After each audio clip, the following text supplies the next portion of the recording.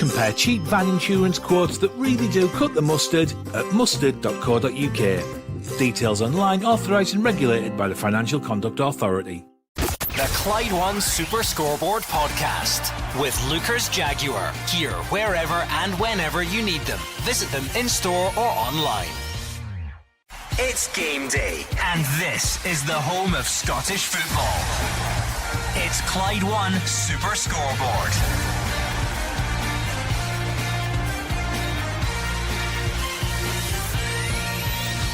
Good afternoon and welcome to Clyde One Super Scoreboard as we get stuck back into domestic football after a successful international break.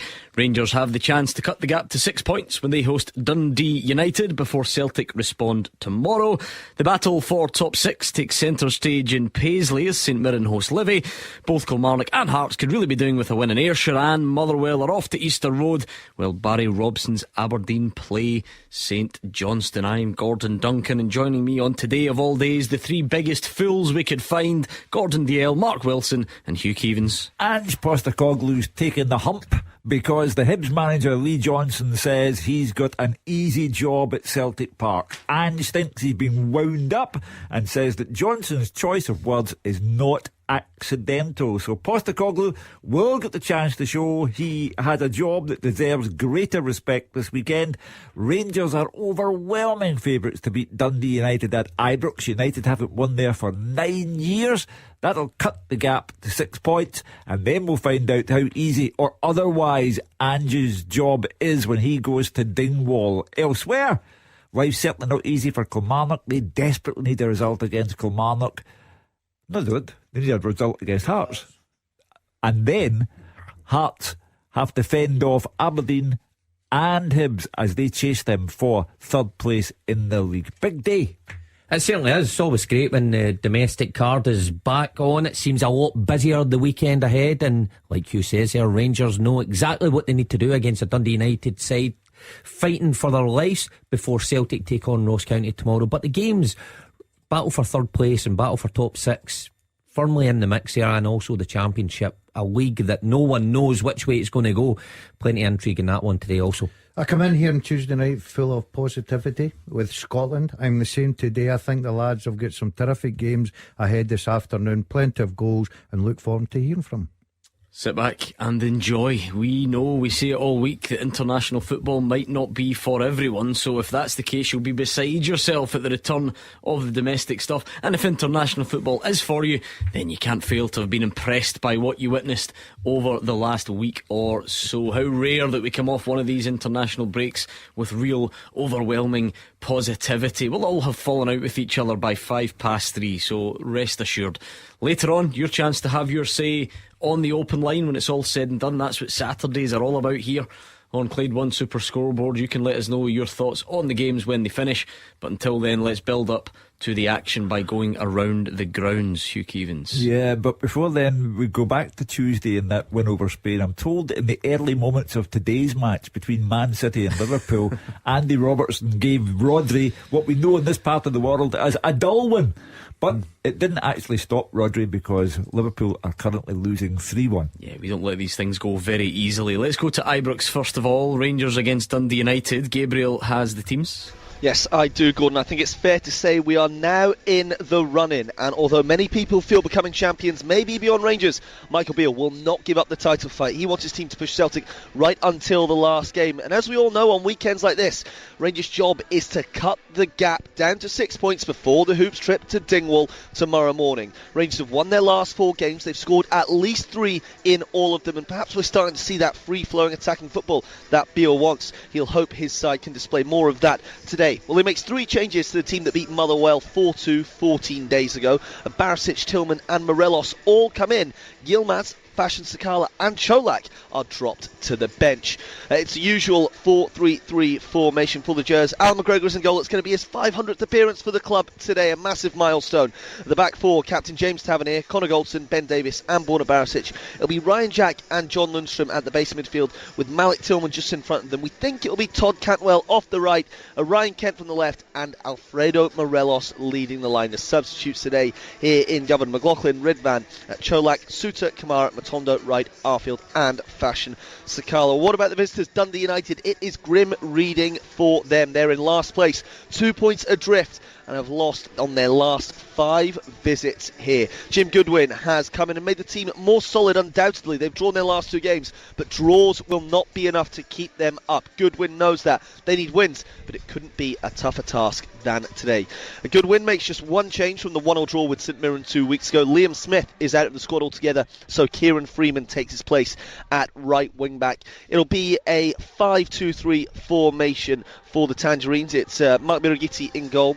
Back three of Loic Aina, Ryan Edwards and Scott McMahon. Then the wing-backs will be Kieran Freeman on the right and Aziz Behic on the left. Ian Harkes and Craig Sibbald in the middle of the park. Peter Pawlett and Jamie McGrath just behind Stephen Fletcher, who leads the line. The substitutes, Newman, Graham, Niskanen, Jume, Sadat, Fotheringham, Cujo, Thompson and O'Donnell. The referee here is Don Robertson and Mike Roncone is on the VAR. None of this is new, Hugh Keevins. It feels like every week Michael Beale and Rangers have the chance to cut Celtic's gap, and they do. And then every single week Celtic tend to respond quite emphatically and restore it to 9 points. Eventually we'll run out of games unless something drastically changes in the next few weeks, but we've been here before. Yeah, but I think the next 8 days, Gordon, have the potential to end this title race. I think Ange Postecoglou has taken the hump, as I said at the start, because people are calling his job easy, and before that Michael Beale said that Ange Postecoglou was lucky. So I think he's an angry man, and I expect Rangers to win, but I expect Celtic to come back in the fashion that you have described, setting up a game at Celtic Park a week today, which if Celtic win it, don't tell me even the worst tipster in the world would not be called inaccurate if I said if Celtic win next Saturday, it's over. What jumps out from the team news at Ibrox for you, Mark Wilson? Well, obviously the forward line with Morelos leading the line, in and out of the side. Wondered if he'd get a chance again after Cholak coming in, but Beale obviously prefers him today. Cantwell, Gabe's just saying there, may play off the right rather than kind of a more attacking central midfield role, so that's interesting.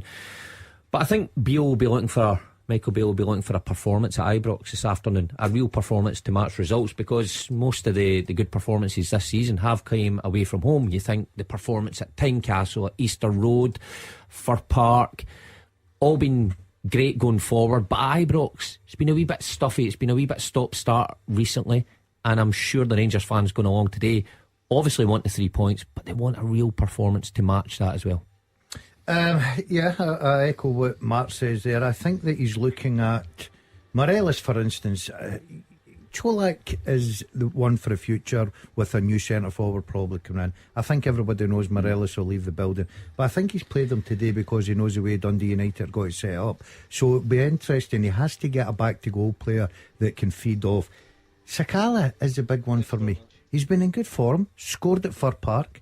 He had a bit of an issue coming back from international duty. Right? I mean, he was fine according to Michael Beale yesterday. Booed by his own people. But I meant physically as well. I would think that, Gordon. Didn't know that until you gave me that information, because I think Sakala would have been a stick on 100%. Good form, scoring goals as well. But I think Morelos is in there because of the way Dundee United's going to play. I think they'll try and get the ball up to Morelos, back to goal, and then get runners off him. It does just feel like yet another twist and turn though, Mark Wilson, because it was only, let me remind you of how the calendar works. 26th of February, Morelos starts and Celtic beat Rangers in the League Cup final. In the aftermath of that, in the post-mortem, the very next game, Antonio Cholak gets the nod and plays against Kilmarnock. He's then named again in the team to go to Easter Road, which is widely regarded as the performance of the season. And on that night we had umpteen callers to this very show saying, I think this is a big sign, I think this is it, I think this is the start, this is us going to see now, Cholak sort of nailing that number 9 role, and it's probably the beginning of the end for Alfredo Morelos. But here we are again. Fast forward a couple of weeks, he's back in. Well, I suppose it's what every manager wants, a front line that you can swap when you like and both do the same job. I don't think it's at that stage at the minute. I think Cholak should be the man in front, but for whatever reason Morelos is back in. Now it is interesting because of what comes next week. Cholak took his chance against Kilmarnock, although he didn't score. Remember, Michael Beale came out and said he's been working on his fitness and he's at a better place now. He backs up, like you say, with a couple of goals at Easter Road. and I did think he would be the main man. Whether that's, I was going to say resting Cholak for next week, well, he's just had an international break, so you wouldn't suspect. He was poor at Fir Park. You've got to say that. He was very, very poor at Fir Park, and that may have just swayed. But is that what he gets? One poor game? How many poor games does Morelos get? I think going forward, if it's me, I'm looking at Cholak being the number 9 centre forward here to play in the most of the games. 500th appearance for Alan McGregor, Hugh Keevins. It is quite an innings. Well, the Rangers fans would, I think, be torn between Andy Gorham and Alan McGregor as the best goalkeeper ever to have represented the club. Andy Gorham, for me, would have edged it, but McGregor, considering he spent 6 years away from Ibrox, I mean, he left in 2012, went to Turkey, and then back to English football at Hull. So he'd been 6 years away and still racked up 500 appearances for Rangers. But as I say, I'll leave the debate to Rangers fans, but Gorham or McGregor, one or other is the best ever Rangers goalkeeper. Yeah, I think it was 150 appearances for Hull on top of that, and then between Cardiff, his spell in Turkey, his loan spells, Dunfermline, St Johnstone, you're looking at easily over another 50 or so there. But 500 today for Rangers, Gordon. It's quite the landmark, isn't it? News yesterday that he'll get a testimonial against Newcastle. Yeah, deserves it. He's been absolutely terrific. I just listened to Hugh there comparing Gorham and McGregor. It's very, very tight, and you would have split decisions, of course you would, but McGregor's been absolutely fantastic for Rangers. You can go back to the amount of big games that he's been called upon, and he was always there. He always produced, and he deserves everything he gets because he's been a great servant to them.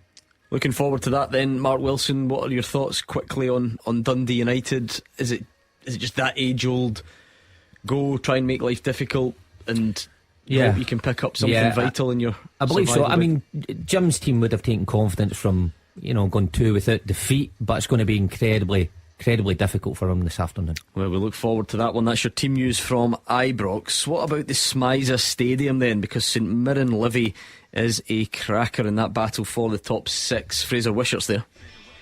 It is a cracker ahead, I hope, Gordon. The pitch looking fantastic, conditions perfect for a game, and as you were saying earlier, the focus has been on the national team for the last couple of weeks. Seems a long time since we watched league football, when it was only a couple of weeks ago, but it's actually looking forward. The next 4 games, the next 3 weeks, absolutely vital to these 2 clubs in the battle to get a top 6 place. With only 3 points separating Aberdeen in 4th and St Mirren in 7th, there'll be plenty of excitement around today. St Mirren, of course, we talk about it all the time. We've spoken about it on the show every week. I think the terrific home record, 28 of their 38 points here in Paisley, only 3 losses, but they've actually been really tight, the games, even when they've won. St Mirren have only scored 18 goals at home in 15 games, and I don't think anybody expects goals here today, but it'll be a tight battle, I'm sure. St Mirren's success has been based around informed keeper Carson, a strong defence, energy in midfield, but I think Curtis Main has been the main guy up front, and he's partnered today by Tony Watt and a couple of changes from Stephen Robinson. But Livingston once again this season punching above their weight, and I think the players deserve huge credit. They've got better footballers than people think. Holt, Shinnie, Pittman in the midfield, all good in the ball. Newbley,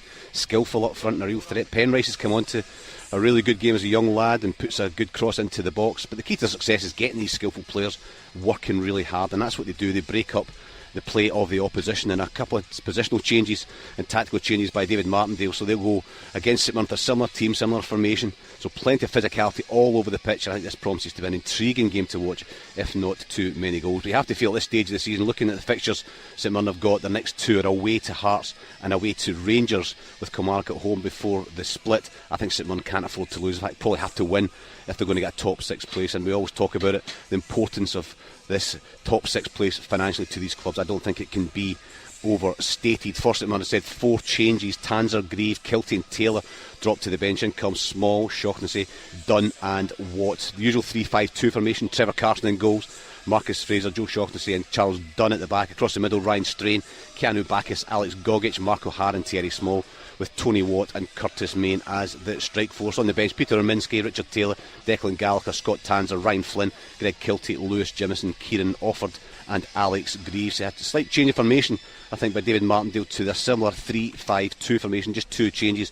Bruce Anderson maybe surprisingly drops to the bench, with Christian Montano and Fitzwater and Guthrie come in. So they go Shamal George in goals, back 3 Louis De Lucas, Jack Fitzwater and Morgan Boys. Across the middle, Nicky Devlin, Scott Pittman, Jason Holt, Andrew Shinnie and James Penrice, with Curtis Guthrie and Joel Newbley as the two strikers. Just 8 subs for for Livingston: Jack Hamilton, Jamie Brandon, Christian Montano, Stephen Omoyonga, Stephen Kelly, Stephen Bradley, Dylan Bahambula and Bruce Anderson. The referee today, John Beaton, and the man who'll get everything right, we hope, in the VAR box, Gavin Duncan. Looking forward to it. Great St Mirren against Livingston, two teams who really could be doing with a win for different reasons. Meet at Rugby Park. David Friel. Yeah, Gordon, you took the words right out of my mouth. I'll be honest with you, I don't always look forward to games in this plastic pitch down in Ayrshire, but this one is going to be a cracker. It's third top against third bottom, and as you said, two teams who are desperately in need of points. We'll start with Kelly. They've no wins in the last 5 games. They've won just once in 2023. With a record like that, you can see why Derek McKinnon's players are just 3 points off bottom spot and fighting for their lives. If you look ahead to the fixtures as well, it's Aberdeen away and Celtic at home in the next 2 games, so this is a real tough run for them. But they're up against the Hearts side who are really struggling as well. 4 defeats in the last 5 matches. I think at one point, maybe a couple of months ago, it looked like Hearts would just cruise to third place, but they're now just 4 points above Aberdeen and 5 above Hibs. So losing what looks like a guaranteed place in European group stages next season would be unthinkable, and Hearts will need to up their game. But that was also Derek McKinnon's message to Scotland's referees. After Kelly's 1-1 draw against St Johnstone last time out, he was furious. I think he still is when Andy Considine's handball didn't result in a penalty. He says he got an apology from the SFA, but he wasn't interested. He has instead demanded a rise in refereeing standards, but I think his players also need to up it as well. They are unchanged, Kelly, from that St Johnstone game. It's Sam Walker in goals, a back three of Lewis Mayo, Joe Wright and Gerald Dossett. Across the middle will be 5, Danny Armstrong, David Watson, Liam Donnelly, Rory McKenzie and Jordan Jones, with twin target men of Kyle Vassell and Christian Doidge, who I'm sure would love a goal against Hearts today. The subs for Kelly are Hemming, Taylor, Alibiosu, Chambers, Power, Alston, Lyons, Murray and Robinson. As for Hearts, as I said, struggling of late. They lost 3-0 to Aberdeen before the break. Robin Nielsen said he was stewing in that for a couple of weeks. He's made 3 changes from the team that day. James Hill, Alec Cochrane, Barry Mackay, they're all out. Stephen Kingsley, George Grant and Alan Forrest are in. Cammy Devlin also misses out after picking up a head injury on Australia duty. As I said, this is a huge game for Hearts. Looks as if they've also changed formation, going to a back 4, so it's Sander Clark in goals, fresh from Scotland duty. Michael Smith, Toby Sibbick, Kai Rowles, Stephen Kingsley at the back. Middle 3 of George Grant, Robert Snodgrass and Orestos Kimotsioglu. Josh Giannelli, Lawrence Shankland and Alan Forrest are the front 3. Subs for Hearts are Stuart, Atkinson, Mackay, Cochrane, Humphreys, Quall, Hill, Oda and Andy Halliday, or Andy Haldane as he's now called. The referee, all eyes will be on him, is Ewan Anderson, and the VAR is Andrew Dallas. Looking forward to that one as well. Both those sides, as David says, really need a victory. What about Hibs against Motherwell, Roger Hanna? Yeah, another one we're looking forward to this afternoon, Gordon. Lee Johnson, the Hibs manager, he'll be up sitting next to me in the stand. He's got a 1-game touchline suspension after picking up 4 bookings this season, the most recent of course at Celtic Park, and that defeat just before the international break. That means Jamie McAllister will take charge of the home dugout, and Johnson maybe gives him the opportunity to have a wee look around for that shake the cash-rich Arabi was talking about in the middle of the week, that the provincial teams might need to buy them so they can mount a challenge to the old firm. Certainly if Hibs' last 2 games are anything to go by, they need some investment because they've lost heavily to both Rangers and Celtic. It's hampered their hopes of the top 6. They'll definitely stay in the top 6 tonight with St Mirren and Livingston going head to head, as Fraser said, from Paisley. But it'll be an interesting game this afternoon. Hibs of course without Eli Ewan, suspended after his red card at Celtic Park. Motherwell will be difficult visitors. They took 10 points from 12 before that defeat to Rangers prior to the international break. They missed Callum Slattery, who was sent off in that game and is banned. But with back-to-back home games against Livy and Dundee United after today, Gordon, Stuart Kettlewell should have the chance to put a little bit more distance between themselves and that bottom 3. The key to that, of course, 18-goal Kevin Van Veen, the talisman. He leads the line again today, and he's scored more goals than both Hibs top scorers, Kevin Nisbet and Josh Campbell, put together. That shows you the value that he's got. And also a valuable addition to the Motherwell squad this morning. They've signed Harry Payton on a deal to the end of the season, former Hearts and Ross County midfielder, Canadian international, who was signed for Ross County by Kettlewell, so it's a player he knows, and he's been added to the subs bench today. Interesting, they've lost Motherwell. They've lost their last 3 to Hibs by a single goal. They're 7th without a win against today's hosts, and it's a run stretching back more than 2 years to a 2-0 win here, so they're overdue a victory. I'll give you the team news. Hibs make 3 changes from the defeat at Celtic Park. Miller, Cabraya and the suspended Ewan drop out. In come Cadden and twin strikers Matthew Hoppe and Kevin Nisbet. So it's David Marshall in goal, a back four of Chris Cadden, a former Motherwell player, Will Fish, Paul Hanlon and Lewis Stevenson. I think it's a diamond in midfield of CJ Egan-Riley, Jimmy Jago, Jake Doyle-Hayes and Josh Campbell, and up top Matthew Hopper and Kevin Nisbet. On the bench, Johnson, Miller, Cabrera, Tavares, Newell, Devlin, Henderson, McCurdy and Kuharevich. As for Motherwell, just that one enforced change from the defeat to Rangers a couple of weeks ago. Callum Slattery, as we said, suspended, and that means Michael Mandron is back up top with Van Veen, with Blair Spittle dropping back into a three-man midfield. So it's Liam Kelly in goal, back five, Max Johnson, Paul McGinn, Callum Butcher, Dan Casey and James Furlong. A midfield three of Blair Spittle, Sean Goss and Dean Cornelius, and up top it's Van Veen and Mandron. On the bench, Oxborough, O'Donnell, Lemmy, Mugabe, Aitchison, McKinstry, Blaney, Miller and the newly signed Harry Payton. The referee at Easter Road is Graham Granger, and the VAR, fresh from a performance at Arbroath Air last night, is Chris Graham. Another one we're looking forward to. Absence makes the heart grow fonder, perhaps, with domestic football. It does feel like it's been away a while for some reason. Barry Robson is now officially the Aberdeen manager, and he's at McDermott Park alongside Dave Galloway. Not literally, but you know what I mean. Cheers, Gordon. Yeah, for St Johnstone, there's certainly no margin for error, is there, if they're to squeeze into the top six somehow. With them 6 points adrift, 4 games before the split. They must string some wins together starting this afternoon, but they haven't enjoyed successive victories yet this year. Aberdeen certainly look to be rejuvenated under the aforementioned Barry Robson. 4 wins in 6 as interim manager. Of course, saw him given the job until at least the summer.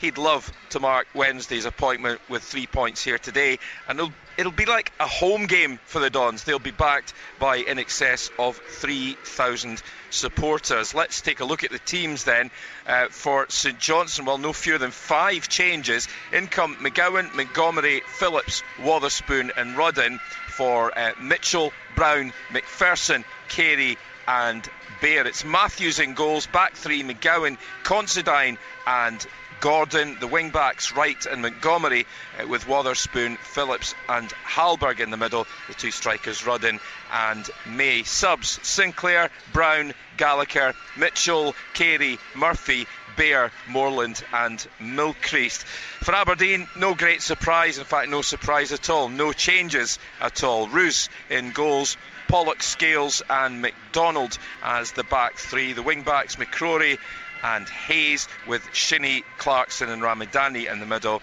leading the line Majowski and Duke. The subs for the Dons, Lewis, McKenzie, Markanday, Mislavich, Watkins, Duncan, Richardson, Kennedy and Babbage. A match referee here at McDermott Park is Colin Stephen. On VAR duty, it's Matthew McDermott. That's you all up to speed then with your team news ahead of the 3 o'clock games. We'll look back on some of the week's biggest talking points after these. And now a word from our podcast sponsor, Lookers Motor Group. They've got Jaguar, Land Rover and Volvo showrooms across Glasgow and the West, so you can find the new or used approved car that's right for you. The Land Rover showrooms can be found in Motherwell, Darnley and the north of Glasgow, with their Jaguar and Volvo showroom found in Hillington. And right now at lookers.co.uk you can browse and shop 24/7, value your part exchange, order and take delivery from the comfort of your own home.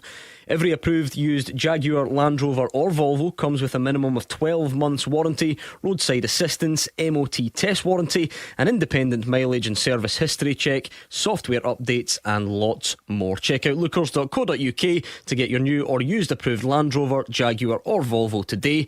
Now back to the podcast. Action as it happens, and your reaction from 5 on the open line. This is Clyde One Super Scoreboard. Hugh Keevins, Mark Wilson and Gordon Dalziel are here, and I think in about 33 minutes time it will feel like domestic football has never been away. It's been the strangest of weeks, Hugh Keevins, where everyone's been nice to each other. Almost, and we'll get to that. And everyone's optimistic about the Scotland men's national team. Things you never thought you would hear a couple of days after the international break. But that's been the main show in town this week, hasn't it? Without question. An almost surreal quality to it all. You know, this time last week it was Cyprus and John McGinn going on to 16 goals, more than halfway towards Dalgletian law in terms of a national team's record goal scorer. Then McTominay, 2 goals against Cyprus, 2 goals against Spain. Can't even get a look in at Manchester United. All credit to Steve Clarke, who has gradually but consistently built a squad to be encouraged by, to be enthused by. And all the carry on with the Spanish players was simply nothing other than shock at what happened to them, and they didn't take it seriously enough. I am not entirely convinced that the Spanish manager will still be the Spanish manager by the time we play them in Spain. I think he's shown very early signs of getting it all wrong, and in Spain they don't suffer that for very long. But Stevie Clarke shows signs of getting it all right, and I think we can look forward to Norway, probably in Oslo in June. We know all about Haaland, but we knew all about Spain and their world ranking, and that didn't matter. So all credit to the players and to the person who has put them together. And now no one's talking about that extension to the contract. Now everyone thinks that's a great idea. Yeah, Fraser Wishart, it puts a nice spin on things going forward, because you can really build up to those games in June now with optimism, with hope, with confidence. Guys that have already been involved will maybe have a shot in the arm to try and kick on and take that into domestic form. Guys will want to play their way into Stevie Clarke's thoughts, so it leaves everyone in a nice position. Oh, totally. I think it's just a totally different environment under Steve Clarke, who's quite a calm and measured individual. Doesn't get too excited, doesn't get too down, but he's built a team and a squad. I mean, you've got players playing for Liverpool and playing for Arsenal, playing for Manchester United, playing in the Premiership. John McGinn, Stuart Armstrong, Ryan Christie. All of a sudden you look at the quality of the squad, but there's no superstars in there, and behind the scenes I know that guys like Robertson etc. are real leaders, but they're down to earth guys, so anybody coming into the squad is made fully welcome. And that's one of the big things he's got, Steve Clarke, is this kind of squad team mentality, also a club mentality, and nobody wants to be out of the squad. Everybody wants to turn up and play, and we get a couple of big games in June. Traditionally not a great time for us, especially it's later on in June, but the game in Oslo will be absolutely critical. And so often we have been the victims of a shock result, if you like, where we lose in Georgia, or somebody beats the top seed and beats us by a point. This time we're the ones who have brought this shock result into the squad, and with Norway drawing in Georgia as well, the pressure's all going to be on them. But what a brilliant night. It was just so enjoyable. He's found a system that fits our team. It suits McGinn, it suits Armstrong, it suits Christie. And the one guy I think who maybe doesn't get a lot of the credit around the Scotland squad, because the goal scorers get the credit, Callum McGregor, for me, absolutely brilliant in both games. What a player he is. When you look, players in trouble, centre-backs, full-backs, whatever else, that's been closed down, it's always Callum McGregor that shows. He takes the ball in tight areas and just keeps everything so simple. He's been absolutely brilliant. So all in all, a great week. But one of the things was, Gordon, I didn't sit at home watching the game panicking at any point in the game, except for that wee spell in the first half. Second half, you felt we were going to win, you felt we were comfortable, and it's a terrific performance, and we should enjoy it. Yeah, I mean, Roger Hannah, we are properly going to park this soon and move back to domestic football. We're going to get into the business end of the season. We're officially declaring it open. What are your kind of final thoughts as we say goodbye to it for the next while? I think the one thing missing from Steve Clarke's Scotland CV until Tuesday night was a statement win. Some decent results, a win at home to Denmark, win in Austria, that draw at Wembley, of course, in the last Euros. He's taken Scotland to the Euros. He's taken Scotland into League A in the Nations League by winning League B. But the one thing he needed was a win over one of the big nations. And the style and the composure and the quality that was on show on Tuesday night just shows that Steve Clarke really has taken Scotland to the next level. And I mean, you just wonder how far this Scotland team now can go. I don't want to get too carried away. I was going to say off the back of one win, but it's not just one win. It's everything that Steve Clarke's achieved over the last 4 years or so in building this squad to get to a level that they can put away Spain, as Fraser said, quite comfortably. Yeah, and I mean, David Friel, when you look at that transition back to domestic football, which of course starts today, really incredible, and fair play to him, because he's taken a lot of stick over the last couple of days, but fair play to Rodri for managing to star in a 4-1 win for Man City against Liverpool with such salty tears in his eyes. Yeah, I wonder if he'll be describing Liverpool's football as rubbish or Man City's today. Yeah, look, I thought it was just sour grapes, and I was quite surprised, to be honest with you. He's a class act on the pitch. I thought he let himself down, and You know what, Gordon? That was one of my favourite things about the other night, because how many times over the years have we spoke about Scotland aren't streetwise enough, and we've seen big nations come, or even smaller nations come, and really do the dark arts well, and Scotland just haven't done it. And I think that team knows how to play football, but they know also how to do the ugly stuff. I thought Aaron Hickey rolling back onto the pitch will go down as one of my top 5 Scotland moments of all time. Just thought, for a young man just to have the maturity and the know-how just to say, you know what, I'm just going to waste a wee bit more time and roll onto the pitch, and I thought it was great. And yeah, Rodri should just dry his eyes, really. Well, listen, he's got backing about it with that one, like we said, and I think that can be the reality. Mark Wilson, I'm looking at some of the others. It would be nice to think that Kieran Tierney was suddenly back in the Arsenal team because of what he did the other night, but he's not. He's on the bench. But I suppose what it does show is that, as nice as it would be for him and you would prefer it, that's not something that we need. He and other guys can clearly come in and do it when required. Well, I think it shows that they're probably better players than we even give them credit for. We give Kieran Tierney an awful lot of credit, and rightly so, but to sit on the bench for so many weeks, and listen, I've been there, so frustrating when you're sitting there and you get down about yourself, but to then pitch up for Scotland and go straight into the starting lineup and have a couple of performances like you did, it just goes to show you how good that these guys are. But like, I echo the guys, and especially David Friel there at the end, with the dark arts that everybody seems to mention nowadays. We have taken things too easily over the years, and we've been duped time and time again. It's good to see our boys fighting fire with fire and coming through the other end. So delighted at the performance. I think Tierney owes it to himself now to realise that he is too good a player to be anybody's understudy at club level. He has to step out from underneath Zinchenko's shadow and leave Arsenal, and either in Britain or on the continent prove that he is one of the truly outstanding players of his generation. And I suppose, Roger Hanna, Steve Clarke, if nothing else, has earned the right for people to at least trust his squad selection. We're used to this by now. The chances of someone in the Scottish Premiership miraculously playing their way into his squad for June between now and then, probably fairly slim. But you'll see Liam Kelly in action today. David Friel will see Zander Clark in action.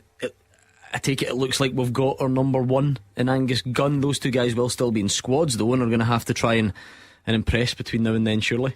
Yeah, we've got the number one, Angus Gunn. I don't think even Angus Gunn in his wildest dreams would have thought he would have got through his first 2 Scotland caps so easily and with so little to do. Interesting story through the week that they're also in talks with the Brighton goalkeeper, one that Hugh Keevins will know well, Jason Steele, a 32-year-old who qualifies for Scotland through the grandparent rule, so he may well emerge as a long-time deputy to Angus Gunn, and that might mean more pain internationally for Liam Kelly and Zander Clark.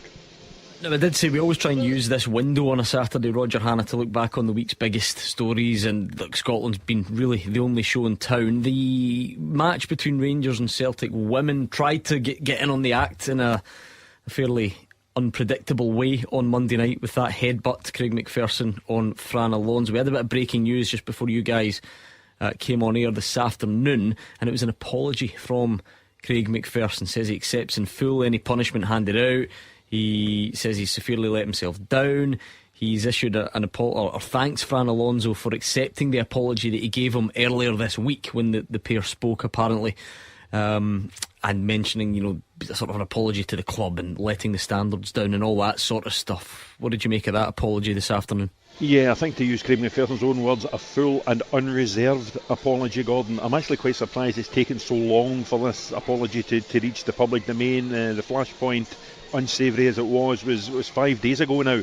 There had been silence from Rangers. I felt a bit sorry for Michael Beale at his media conference yesterday that he was hauled into it, and the spokesman for the football club almost for something that was absolutely not on his watch. But I think Craig McPherson today has done the right thing.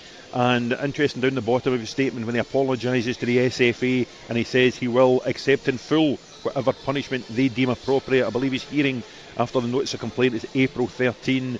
I think the best he can hope for is a very long suspension. Yeah, it was quite something, Fraser Wisher. You could look at it in a number of ways in terms of the act itself, the type of game it was in, the fact that a lot of families there and kids and televised, all that sort of stuff. But I guess it's now in the hands of Rangers and the Scottish FA to see what happens next.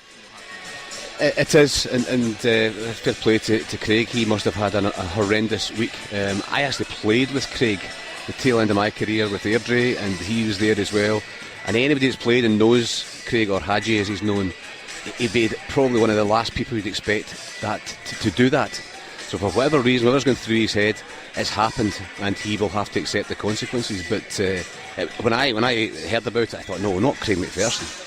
But it's happened. He'll have to take the consequences, and fair play's come out today. He will have had a horrendous week, and he'll just have to take what awaits him. And he won't have enjoyed the publicity, and won't have enjoyed being the focus of it all. So fair play. He's apologised. We'll see what happens in coming weeks. The apology, better late than never. The statement from Michael Beale that it was out of character, irrelevant. It happened, and what happened was shameful. And if we ever get to the stage where that kind of behaviour is tolerated, the game's finished. Those are a couple of your week's biggest stories. I think they were the two main ones, and that means we can give full focus to what lies ahead, because we've got a fantastic fixture card in the Scottish Premiership and beyond, and we will go back around the grounds next. The team with the biggest support in Glasgow and the West. This is Clyde One Super Scoreboard.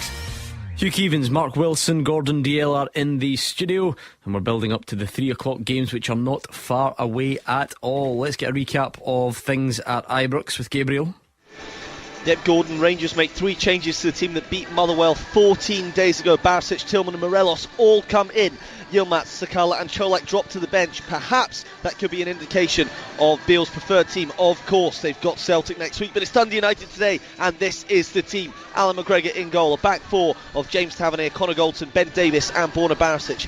A midfield 3 of Ryan Jack, John Lundstrom and Malik Tillman, Todd Cantwell, Alfredo Morelos and Ryan Kent up top. Substitutes at McLaughlin, Ridvan Yilmaz, Cholak, Suter, Kamara, Matondo, Wright, Arfield and Fashion Sakala. What about the visitors? Bottom of the table, Dundee United. Well, Jim Goodwin makes just one change for them since their draw with St Mirren 2 weeks ago.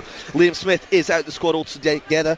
Kieran Freeman takes his place at right wing back. They're going to play 5 across the defence. Mark Birighitti in goal. It'll be Loic Aina, Ryan Edwards and Scott McMahon as the middle 3. Freeman plays on the right hand side, as it's Behic will be the left wing back.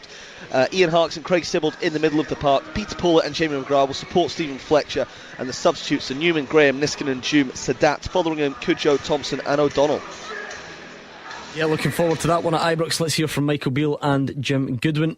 Our first fault's now Dundee. We have to give that the respect that game deserves, and the 3 points. We haven't played for a couple of weeks. We're hungry to play, and one place I do feel that I would like to see us play better is at Ibrox. I do feel that our strongest performances since I've come back to the club have been away from home. That's maybe because the style of the game and the spaces, so we're constantly working on the problems that different teams will challenge us. But I am looking for a performance at home, certainly, and gives us an opportunity to do that. I think it will be another tough game because Dundee have got a lot riding on this fixture as well. And of course, Jim Goodwin, Dundee United manager, looking to spoil things at Ibrox. They're professional sportsmen at the end of the day, and we can't have a defeatist attitude. We have to believe that if we get everything right, then that we give ourselves a chance of winning the game. And obviously Celtic and Rangers, for however many years, have been the top 2 teams in the country, and tend to go and compete for the title. But there's always an opportunity there for an upset, and we're fighting for our lives at the bottom of the table, so we need to go there and make life as difficult as possible for Rangers, and believe that we're capable of getting something. Exactly what level of pressure is on at Rugby Park, David Friel? Because we just throw that word around and it means various things. I think the most common definition is like a manager is under pressure for his job. I'm not really sure that always applies, but the Hearts fans will be besides themselves with fury if Kilmarnock win this one today, won't they? Oh, 100%. I mean, I think, Gordon, from outside looking in, I think there's a section of the Hearts fans that just haven't ever really accepted Robbie Neilson as boss. It was the same first time around. Remember when they were in the Championship a couple of years back and struggling a bit, there was protests, etc. and I think he's always just sort of on that line between Hearts fans accepting him and not accepting him. But if Hearts were to throw this away, this third place, given how long it took Hibs to sort of find form and how bad a season Aberdeen have had with losing their manager and all that, then I think Robbie probably would be under a bit of pressure in terms of his job. I think there's huge pressure on Hearts. I mean, I'm reading just now Robbie telling his players to stop listening to the noise and just ignore it, but they're creating the noise by not winning games. I know they've had 2 against Celtic recently, but they've just not been in form. Don't think they've really clicked. So I think there's huge pressure, and they're up against a Kelly team who don't win a lot of games, but they are effective at home, and they will just try and hit Vassell, they'll try and hit Doidge. And in the middle of the park also, I think it's a really eye-catching selection. Is young David Watson, only 18. I mean, Powell's in the bench, Olsen in the bench, Lyons in the bench. Derek McInnes in such a big game has put his faith in 18-year-old David Watson. He said he's going to be a future club captain of Kilmarnock, so it's a massive day for him as well, but a massive day for Robin Olsen, massive day for Derek McInnes, and there's pressure on both teams here. Yeah, let's hear from Derek McInnes and Robbie Nielsen as well. I think we're going to have to make sure that we show our capabilities to win big games. That's probably going to be required. Hearts a strong team. Their agenda is to finish in Europe, finish third. They've got a fight in their hands for that. We're trying to stay in the league. That's our fight. But it's a fight that we're determined to win. It's a fight that I believe that the players are right up for. The way the league is, every game's competitive now. You've got the group that are fighting for survival, as you say. You've got a group fighting to get into the top 6, you get a group fighting to stay in the top 6, a group for Europe. So every game at this moment, especially when it comes down to the last single figure games that we're into now, it's all important. I expect it to be hard, physical, demanding game. Very good at set plays. Look at their stats, over 50% of their goals have come for set plays, so you have to be organised in these situations. We keep talking about Livingston punching above their weight. Fraser Wisher, it's another week or the last couple of weeks where David Martindale's spoken openly about just simply not being able to keep guys like club captain Nicky Devlin coming to the end of his contract. Just can't keep him, can't get anywhere near even what some other teams in the Scottish Premiership might play. So for yet again, for us to get to 29 games gone and them to still be sitting in the top 6, it does just underline how good a job it's been. Absolutely, and they've got a limited sort of crowd base as well. Compared to St Mirren, for example, they're expecting more than 7,000 here, and there's just a handful of Livingston supporters to my right hand side. I think there's 500 tickets left this morning, so for the home section of this ground. So yeah, you're right, Livingston don't have that kind of base, but I said earlier, they've got good footballers, good professionals, and they work really hard as well. And that's what they do to try and break things down. But they remember last year, I think it was Ricky Lammy scored a late goal and it put Motherwell into the top 6 and Livingston out of the top 6 as well. So they know what the difference in being in 6th place, or maybe even going for 5th and getting to Europe, can make financially to the football club. Getting to the top 6, that's Washington finish is 6th place. So for Livingston it's very, very important because every penny counts. But you have to say, I think St Mirren need to win this game today. I'm just looking at their fixtures as well. They've got said earlier, Hearts and Rangers away, then Kilmarnock at home, whereas Livingston have got games against Motherwell away, St Johnstone at home and Dundee United away as well. So these are probably more winnable games, and if Livingston were to win this game, 4 points of a gap between Livingston and St Mirren, I think that'll be too much to recover for St Mirren. So a big game ahead. I think it'll be physical, both 3-5-2, both with big, strong, energetic midfield players as well. I think this one's going to be tight, maybe just the odd goal. And I do think St Mirren might just get it in the battle at St Mirren. Well, let's hear from Stephen Robinson then. Yeah, it's a big game. It's people say there's pressure on the game, but it's nice pressure. It's good pressure. Usually St Mirren are down the bottom. I'm worrying, looking over our shoulder. We're not this season, which shows the direction the club's going in. And it's a game we're very much looking forward to. I'm excited about it. Can't wait to get back playing again with an almost fully fit squad, and we're looking forward to the game and wanting to take 3 points. They're 6th, we're 7th, so it will be dressed up as a very big game. It is, and it's one we're looking forward to. If we can take 3 points out of that, it puts us back in the driving seat and we're back in control of things again. So that's St Mirren against Livingston. Dave Galloway, you've got your finger on the pulse generally with the Red Army, the Aberdeen fans. I take it they're happy to see Barry Robson in until the end of the season, and is it a straightforward audition between now and then for the next campaign? Yeah, I think undoubtedly so. All the Aberdeen fans I've spoken to, and just about all the reaction that I've seen on the club's social media channels to the official appointment of Barry Robson, has been very, very positive indeed. And I would say it would be, inconceivable that he wouldn't get the job long term, if Aberdeen can secure European football, even get third place, which they are in with a good shout of achieving, which was absolutely unthinkable just a few short weeks ago. You have to think momentum is with Aberdeen. 3 games in a row that they've won, and they're making that charge for third place. Like I say, they looked very impressive before the international break in beating Hearts 3-0. They'll be desperate to pick up where they left off. Saints know they're pretty much in the last chance saloon. If they've got any hope of just sneaking into the top 6, they have to get a win today, and then hope that they can maybe narrow the gap slightly on the sides immediately above them, St Mirren and Livingston, who of course face each other this afternoon. Seldom when these teams face each other do you get a goals fest. I wouldn't expect too many goals today on a threadbare pitch. It should be a close one today, though, I would say. Yeah, looking forward to that. Barry Robson speaking regularly about taking one game at a time over the last few days. It's a really hard place to go down to Perth with a top manager in Callum, with a team that is well organised and well drilled. But we know if we perform at our best, we've got a chance of winning the game, and that's the most important part for me. As I've said to the players, we've not achieved anything. What we have done is we've got ourselves in a bit better of a position. So the message is clear. We get our heads down, we work. And Roger Hannah for Hibs against Motherwell. All of a sudden, the Hibs fans turning up there. Is there a sense of expectation about this business end of the season? Well, there's a sense of excitement because it's interesting. The last 7 or 8 days, Gordon, as you say, Scotland's been terrific. It was so good, even the Dazzler was interested in the international games for once. But what a day to come back. I'm listening to the lads around the ground. Every team has something to get excited about this afternoon. Rangers need points to close the gap on Celtic. Hibs, who I see today, Hearts, Aberdeen are all going for third. Fraser's got a cracker in Paisley, the battle for the last top 6 place, you would think, between St Mirren and Livingston. Dundee United and Kelly desperate for points to stay up, and even St Johnstone, as Dave was saying a minute ago, and Motherwell, who I see today, they're probably looking over their shoulder thinking, I hope we don't get hauled back into this, but also maybe looking ahead to say, if we can win every game between now and the split, we could maybe just sneak into the top 6. So it just shows this split for me is one of the great additions to Scottish football in the last 20 years.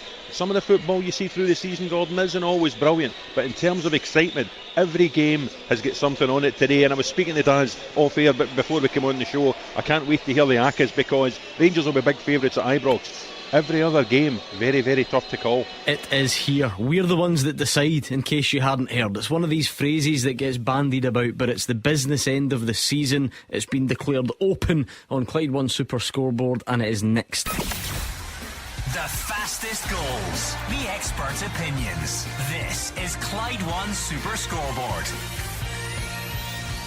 Hugh Keevins, Mark Wilson and Gordon Dalziel are here, and the business end of the season is officially open. It starts right now. We are down to single digits games remaining. The final international break of the season is done. It was a good one, but it is over, and between now and the end of May, start of June, this is where we find out what is won and lost, and we cannot wait. So strap yourselves in, because Scottish football guarantees drama, that's for sure, and we're bound to get plenty of it as the season goes on, but particularly this afternoon as well. What are the Accas looking like? You have had the week off.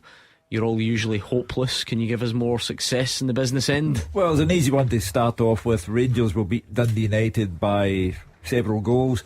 Hibs will beat Motherwell. I fancy Hearts to win at Kilmarnock. They've lost 4 of the last 5, Hearts, but I think today they turn around. St Mirren Livy, a draw, and for me, Aberdeen, new interim manager Barry Robson gets a win at St Johnstone. I agree with you. Ibrox, Rangers will win, and I think it will be convincingly, but I'm going to go for a draw. Hibs Motherwell, a draw between Kelly and Hearts. I think Livy will beat St Mirren away from home, and I think Aberdeen will be a away win at McDermott Park. Note the date: Rangers to beat Dundee United, Hibs Motherwell draw, Hearts to beat Kilmarnock, St Mirren to beat Livingston, and a draw at McDermott. Clyde One Super Scoreboard. Goal flashes with Clyde Built Home Improvements. Buy now, pay nothing till 2024. And just like that, we're back. A bread and butter, easy for me to say, Saturday afternoon. It was good last week, isn't it? A little bit of a novelty. The three of us were in here for the Scotland game, whilst Mr. Keevins was away to the East Nuke of Fife on his holidays. You up the caravan? I was, yeah. That is genuinely the first time he's asked him where he was. You only just realised he wasn't here. I was telling telling Mark Wilson I was in the aquarium at St Andrews at this time last week with my two youngest nippers. Brilliant. And he was only telling me because he was moaning at the prices. That's exactly. I was just going to say that. Was it a bit expensive? Was it? That's what he was talking about. That was exactly what I thought as well. Honest to goodness. Those fish don't feed themselves, Hugh. I only wanted into the aquarium. I didn't want to buy it. Yeah. This is how you know you're back, Hugh Keevins. There's a VAR check for a handball against Jack Fitzwater of Livingston 15 seconds into the game. So St Mirren are on the front foot. Have you missed this? 15 seconds. Don't get me wrong, there was VAR available in the internationals. It just sort of passed relatively without incident. Of course, there was a bit of a nervy one in the Spain game, wasn't there? I think everyone was on the edge of their this could be one of the quickest penalties. No, because it'll be 4 minutes on. 4 minutes in by the time it's actually awarded. Game played on, and then O'Hara was booked for a foul after 30 seconds. Wow. What a start. Shining start Paisley. in Paisley. Getting about it. You know what? I find David Martindale a phenomenon, and I find it wonderfully ridiculous that Livy are in the top six. Because they're in the top six. Dundee United, former league winners and cup winners, they're not in it. Kilmarnock not in it. Motherwell, St Johnstone, Livy are. All power to them. I like the variety of the way that they managed to surprise you, Gordon, because every season at the start you think, well, they'll fall away a bit this season, and then even if it starts off and it doesn't look like that's going to happen, there then hits a point in the season where they maybe do have a difficult run and you think, this is it. That's it. The penalty, Aberdeen. Very, very bright start to that one in Perth. Miovski brought down Shinnie with the pass. It's going to be a penalty to Aberdeen. So just quickly, Gordon, what we're saying, basically they find different ways of defying you, Livy. Before the season, mid-season, end of the season, it doesn't tend to matter. Yeah, I think you're right. I think when we do our predictions every year at the start of the season, we think, surely this is the season. Livy, look at the players they've lost in the summer. They've obviously recruited more players in. Can he turn it around again? He's been brilliant for them. He does it season in, season out, and not just surviving, Gordon. He's up there challenging for a top six. Again, he's just got a great work ethic that obviously works for his players, and man management is very good. John Beaton is heading to the screen in Paisley, so that would suggest that we are about to get a penalty for an incident that happened 15 seconds into the game. A handball by Jack Fitzwater, and it's a penalty already. What a start to that one. Dave Galloway told us a penalty already for Aberdeen against St Johnstone. That's then getting looked at the other way, because that you look at them all anyway, don't you? The ref was taking some advice last we heard from Dave Galloway. We're back with a bang, Gordon, aren't we? And if they're the right decisions, hopefully they're the right decisions. That would be the aim of the game. And the ref's going to the screen at McDermott, so chances are he's going to overturn the penalty that has been given. I'm hating VAR now. It's rubbish. Yeah. It's like getting married, then you find out it's not the right I stand person. in between these two, Gordon, and say do you we like still need it. I don't like it, but I think we need it if we're going to progress again. No, we don't. I guess Here decisions right. Mark O'Hara steps up from the penalty spot. Goal flashes with Clyde Built Home Improvements. And Mark O'Hara dispatches the penalty, and it's a dream start for St Mirren. St Mirren 1, Livy 0. So talk us through that one again, Gordon. The incident occurred and then the game went on. Well, it has to, doesn't it? Because you only check once the ball goes out of play. And how long did they go before? It was a long check for the handball. The play was stopped not long after that for that Mark O'Hara foul, and then they checked the handball, which took a long time. I think that's the bugbear for people, and we've still to look at it ourselves and decide whether the look at the screen resulted in the correct verdict being given. Yeah, but that is important though, isn't it? Because I get where you're coming from.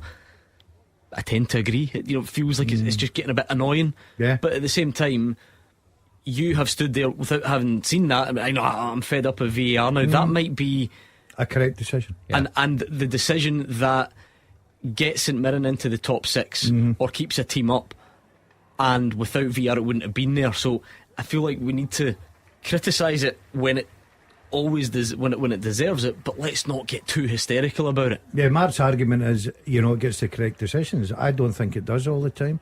I think it kills. Oh, this is dramatic. There you go, get it rid of it. Well, no, because again, this looks. I'm all for it. This sounds like this is a very important intervention. The referee.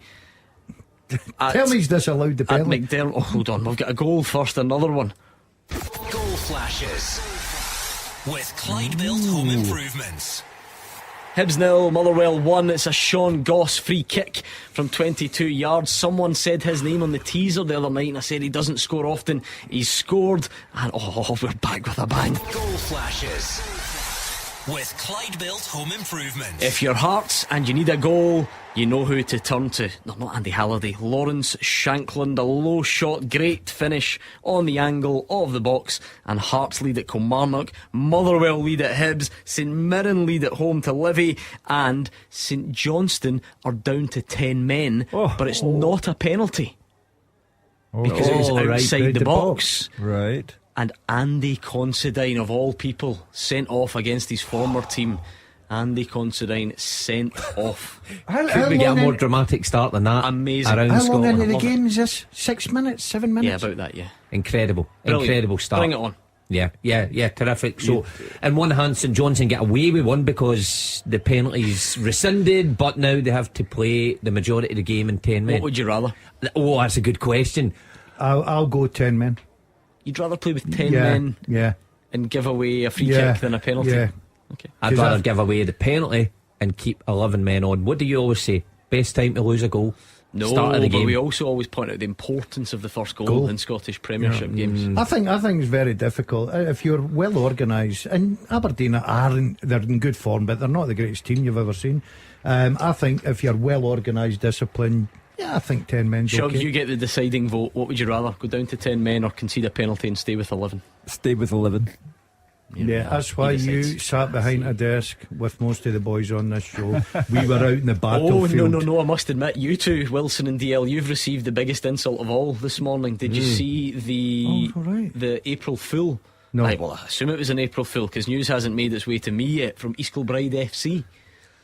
No. They put out an announcement this morning announcing an historic partnership with popular radio show at Clyde SSB.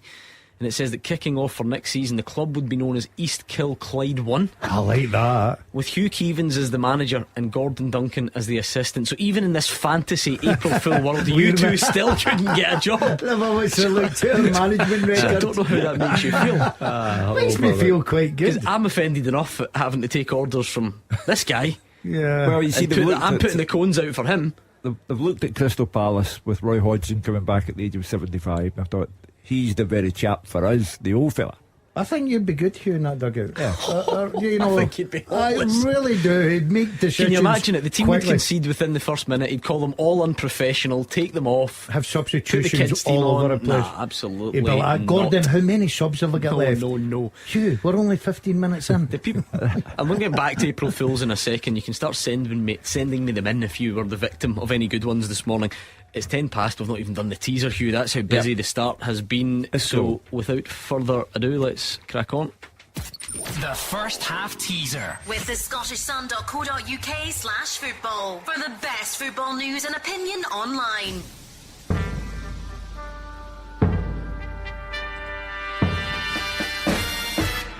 Topicality is everything.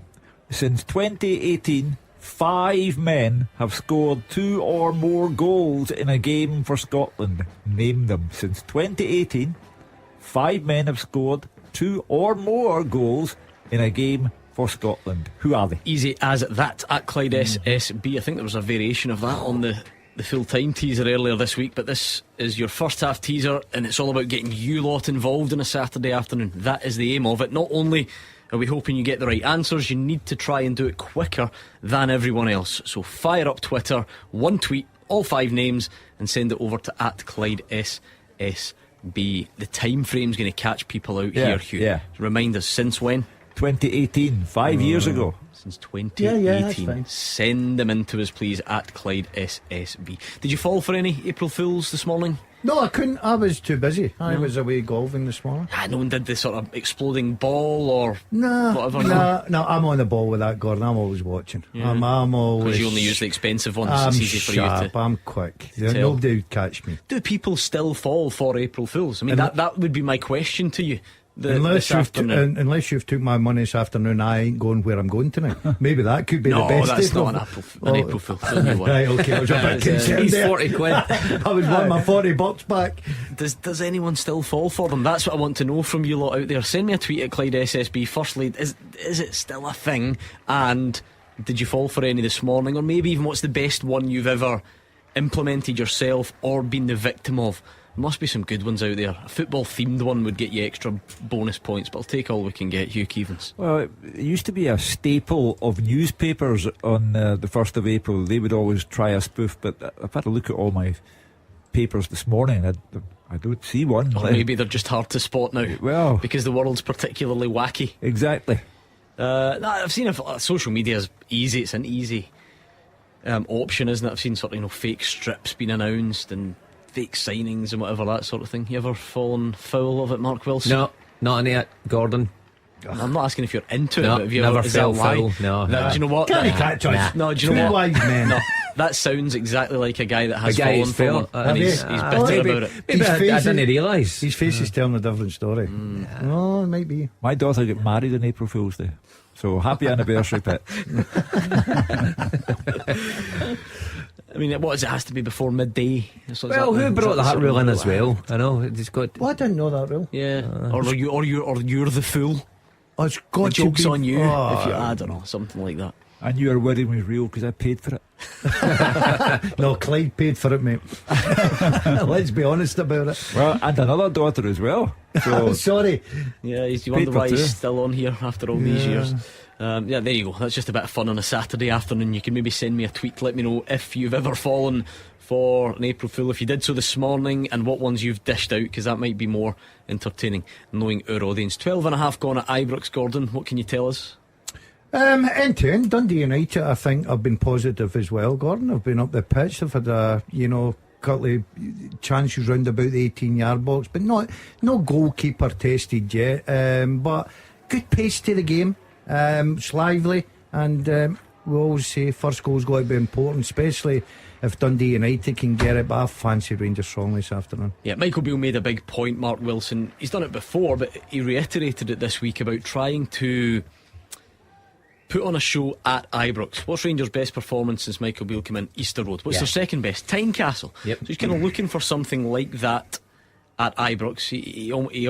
He said it in a sort of tongue-in-cheek fashion at first, because I don't know if you saw the story that Hugh alluded to. Fashion Sakala away on international duty. I think he actually scored and assisted, but he put this statement on Instagram because the fans had been giving him a tough time, and he actually responded on Instagram, and Michael Beale was asked about it yesterday, and he said, yeah, it must be a bit like playing at Ibrox. To sort of underline how challenging it can be. We've spoken about it in the past, as it can bring its own pressure and fans get a bit frustrated. So Of course, and I can understand that, but playing for Rangers and Celtic when you're at home, it's your job to entertain the crowd. Now, the players have fell, in my opinion, short of that at Ibrox this season. They've got results under Michael Beale, but the performances have been poor. They've been good in stages, but never the complete one.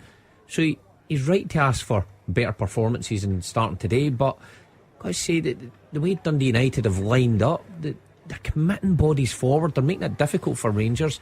The game's played at a terrific pace, and it sounds like that's the case all around the country, by the way, with these players coming back off international break. Looks like they've been cooped up and they've been released and ready to go everywhere. So maybe tough fare than some has thought for Rangers today, just seeing the opening stages of this game, because Dundee United looking okay at the minute.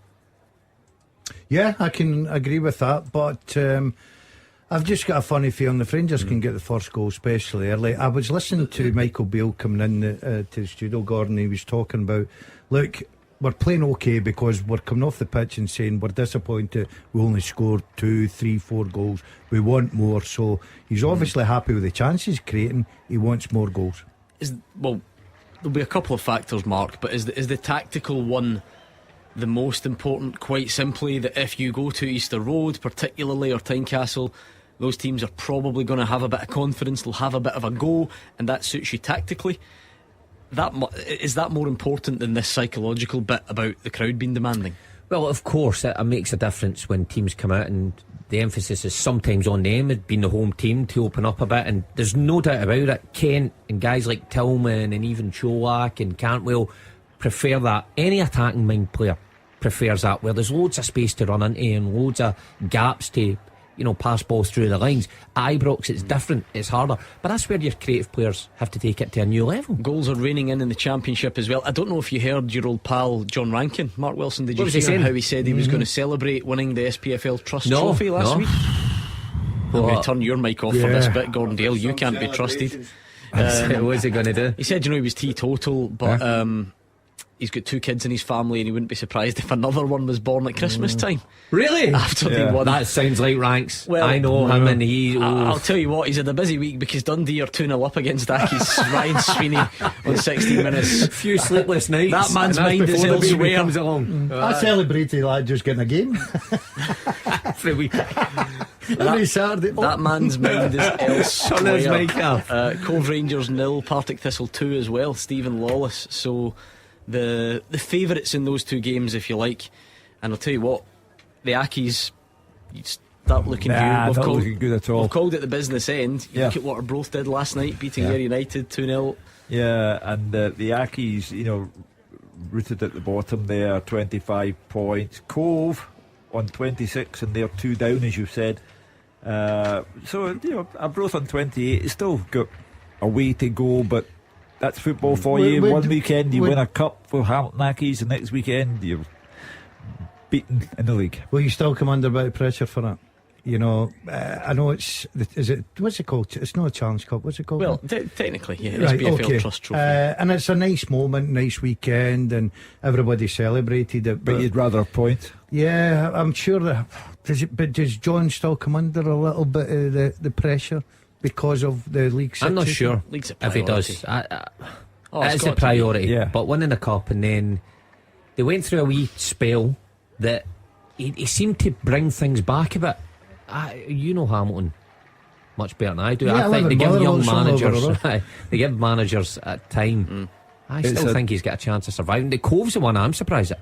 Paul Hartley comes in and they have been in free fall. I thought he may have sorted them out. It's a trophy on the day you win it. It's a worthless bauble the following weekend. Come on. I'm not so sure for teams like Hamilton. I'm right in the middle of you, right? So I think you're giving it too much emphasis, giving it too little, and it's not a worthless bauble. But I'd go somewhere in the middle. Listen, it's a nice day. Points, survival. Yeah, that is the absolute priority. So the Ackies fans.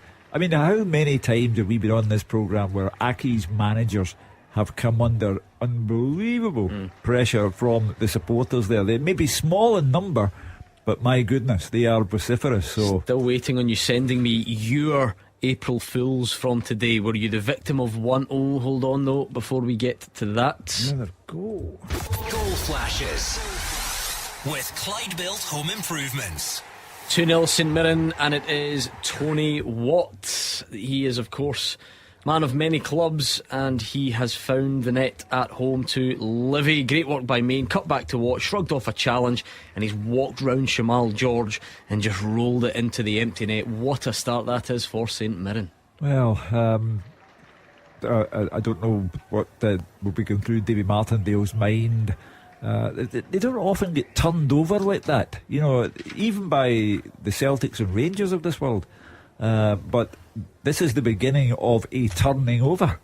And if the results stayed, right, they could leapfrog into fifth tonight. But still a lot of football, a lot of goals still to go.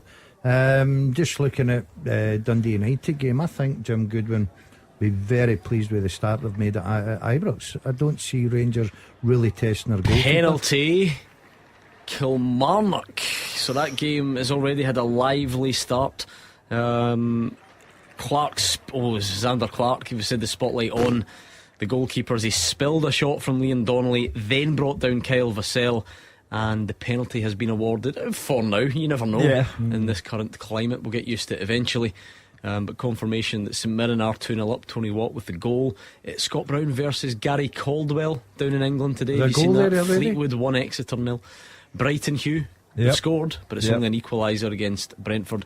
And man of many goals over the years, Rory McAllister has put Montrose 1 up against FC Edinburgh. If the penalty does stand, Kelly Dan Armstrong is going to take it. Dundee United have been forced into a change at Ibrox. Peter Pollitt gets a pat on the head from his old teammate Ryan Jack, and he goes off. Kai Fotheringham will come on. So that's not ideal for Jim Goodwin. But even that stuff's changed a bit now, hasn't it? When you now know that you're not using one of your three so early. Yeah, but I think with Pollitt's quality, I think you can clearly see in the opening stages of this game how much of a driving force he is for Dundee United. Very good with the ball at his feet and driving forward.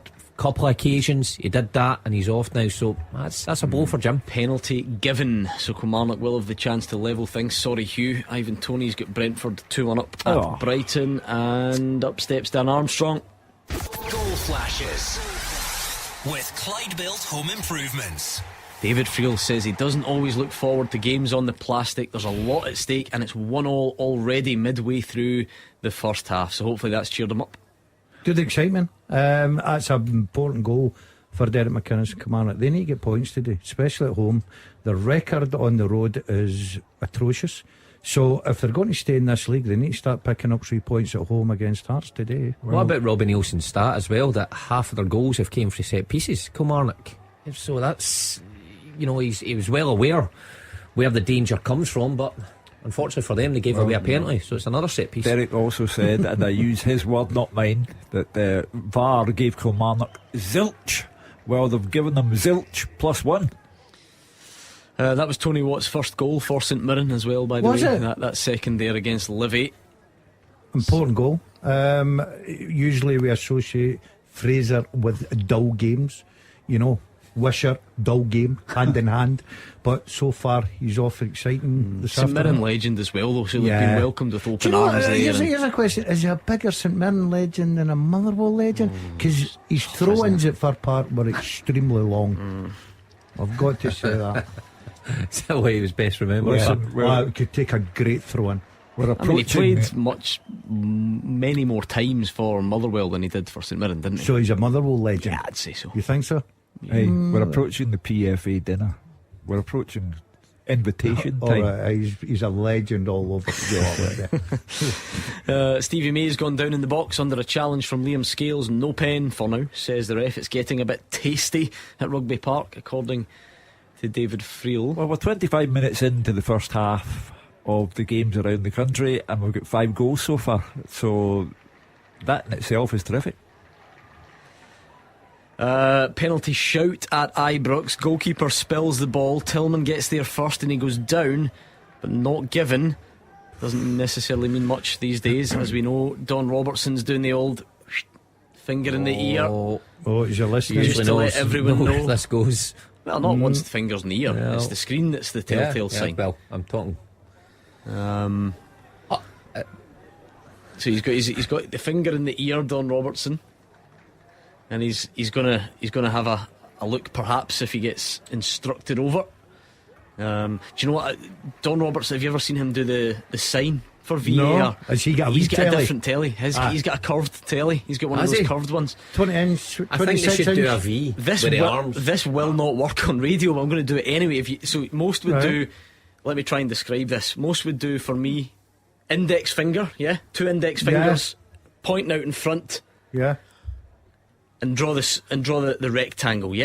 Is that how you would do the? Yes, that would so be Don a TV, Robertson gives it more of an open palm, palms facing the floor, and then he kind of brings them round in like a curve. He must have missed the modern day telly. He must have and missed then he presses the remote control. Mime class that day. Yeah. Didn't he? I don't know if he still. Would you go big telly, wee telly? You got to show off. Imagine the ref came out and did the 70 inch up on his tiptoes, stretching his arms out as wide as he can. Belly on his back. Now, here's the thing about this penalty, because we had looks like it's play on at Ibrox. This reminds me of Spain the other night in a bit of a debate, because remember, VAR does not give yellow cards. It can't, not just here, anywhere, in any circumstance. It doesn't give those yellow cards. Dundee United's case is that's not a penalty, it is a dive from Malik Tillman, and he should be booked. But of course, VAR's not going to do that, Hugh. So there we are. It was a dive, a blatant 100% dive, and if that had been given, it would have confirmed the suspicion of every Celtic supporter in the country. I mean, seeing that first time through, I could see right away that that was a blatant dive. Now, again, the referee, we have a go at our referees for maybe not seeing things. I don't know if his view was blocked, but if he had a decent view, I mean, that was pretty obvious to the naked eye. Barisic took a whack to the head. He's getting bandaged up, and the free kick is going to come in from a wide area. So penalty shout. I don't think there was ever any realistic chance of it being given, and it wasn't. So it's still goalless there at Ibrox. Rangers 0, Dundee United 0. Well, Barisic, you know, the question of players and head knock. Yeah, you know, just bandage him up and let him play on. Is that are you comfortable with that? I think we have to be fair and acknowledge that we do not know what's going on there, because we can't question the sort of efficiency, integrity, whatever of the staff who feel that they've carried out a concussion check, because players, you can still get cut head and not be concussed. But you're right, it's certainly over across the board. It's something that needs to be taken seriously. I would be in favour of the concussion substitution. You know, but have someone temporary. Come on. Yeah, well, you take a player like Barisic off the park for 5 or 10 minutes and fully establish whether it's right for him to continue. Right, remind us of your teaser, please, Hugh. We'll do some long ones. International theme, of course, this week. Since 2018, 5 men have scored 2 or more goals in a game for Scotland. Name them. Now, there are a few that have done it over the last, maybe 10 years. So it's going to. I think the challenge here is going to be narrowing it down to the ones that have done it since 2018 and getting that right. For instance, Scott has flown in with one that nearly everyone who's got it wrong. Robert Snodgrass. No, we've not got that was prior to 2018. It was Malta, wasn't it? He is not on the list. Alan also wants to throw in our old colleague Kenny Miller. Throw him back out. Throw him out. Get him out. Another one, and I told you this is where it's sneaky. This is where it's very sneaky, Hugh Keevins, because the time is important. Yeah. Michael Smith says Stephen Fletcher. No, he's not there. Again, he did it, just not since 2018. What else have we got coming in here? Oh my goodness, this just makes me feel old. We love you, Miss Hannigan, says Lee Griffiths. No. So was that 2017? Oh, how depressing is that? Especially when you're our age. Oh my, it feels like yesterday. A shout there for Billy Gilmore. Don't think he's got any Scotland goals at all. So keep them coming, please, if you can. Mark and I have got 5. We got it. We're in. You sure? Yeah, 100%. Yeah, they have, yeah. It's simple. Wow. Simple stuff for a couple of knowledgeable guys like us. Yeah, okay. Oh, Queen's Park. Oh, another poor start. Wraith beating them? Yep, Wraith 1 up. Surely Gary the wheels aren't Caldwell coming hits off. back. Gary Caldwell, equaliser for Exeter. Absolutely, Not personally. No, Fleetwood one, Exeter one. He said the police might have to be called today because it's Bruni in one dugout and Gary Caldwell in the other. So his word, not mine. Feisty that one. I must admit, I'm still waiting to see if we've been at any proper football related April Fools. But they don't have to be. They don't have to be football related, right? So I'll take that off the table, but it would just help. But apparently, some of the ones that were doing the rounds today, Baby Bells announced they were turning square. I quite like a Baby Bell, I must admit. I buy them for my daughter and then I eat them. Oh, don't know what is it? You don't? What? Oh, you're missing out. You don't know what a Baby Bell is? No, neither do I. No. cheese. Comes in a wee round packet. The best bit about it is taking taking the wax off it, rolling up in a wee ball and throwing it at somebody. Magnificent. Anyway, look, we'll get back to this really important topic of discussion in just a second.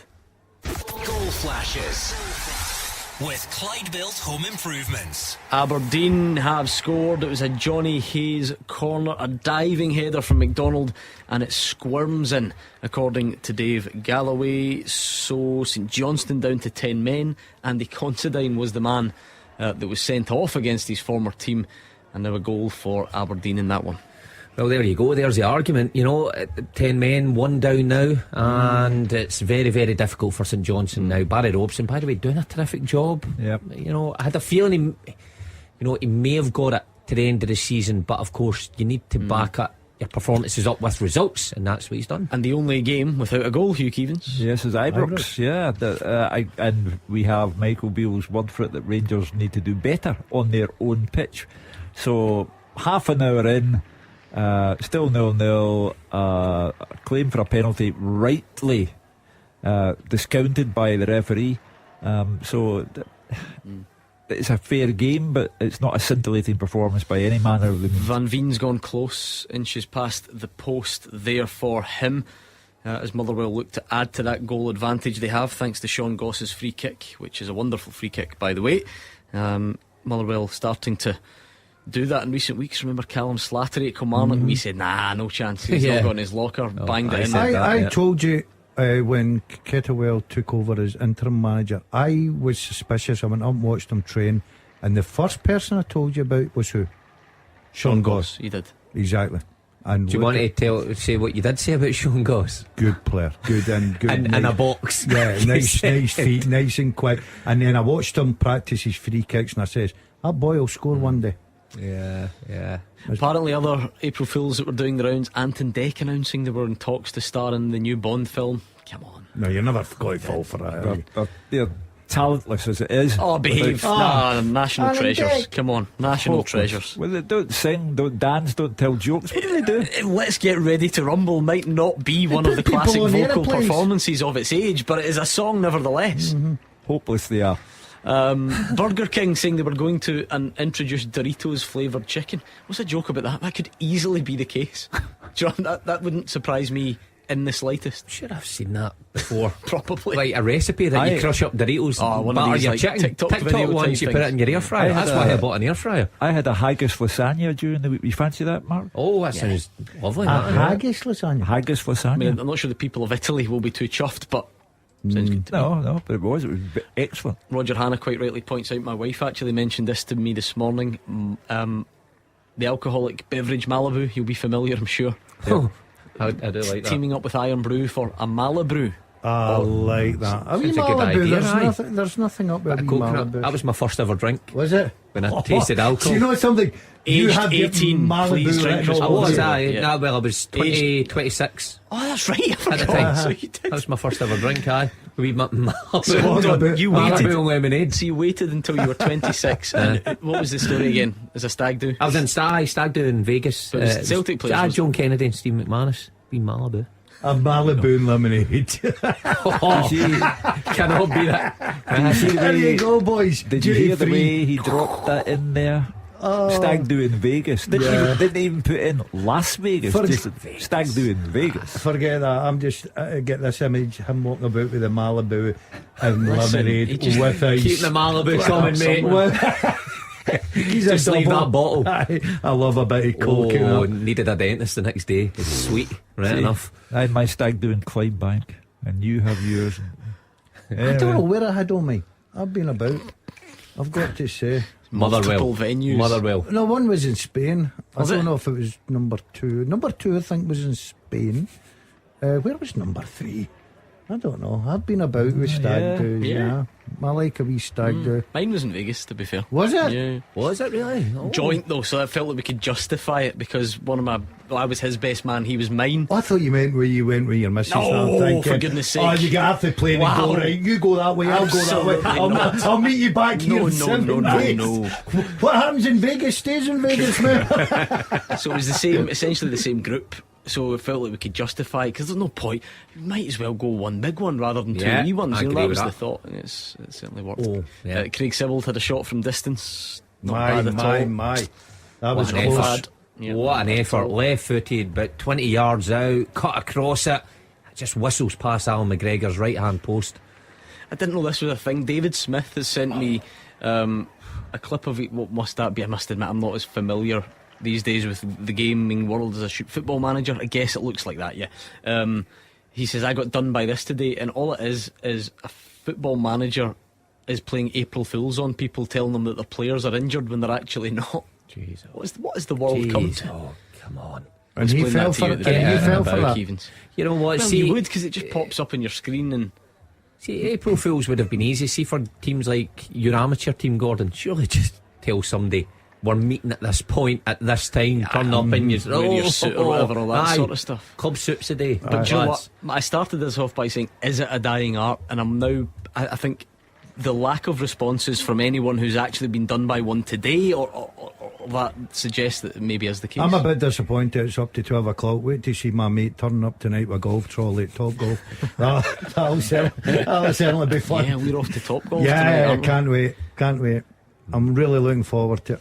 Where would it rank in the April Fool theme if you were to turn up with the gear on? Yeah, because I think you could surely convince someone to do that. Yeah, the trolley in the bag. It's after midday, isn't it? Yeah, somebody will turn up with a glove, won't they?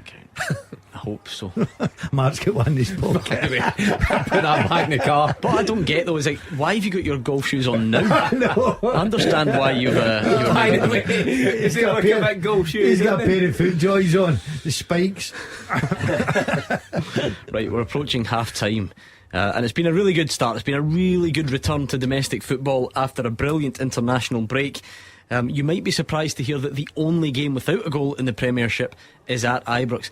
It is kind of another one of those Ibrox days for the Rangers fans. It's just not.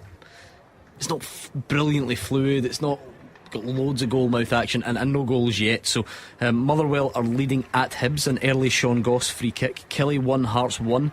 Lawrence Shankland had Hearts in front, but a Dan Armstrong penalty has levelled things up. St Mirren got a penalty after a handball which occurred in the 15th second of the game.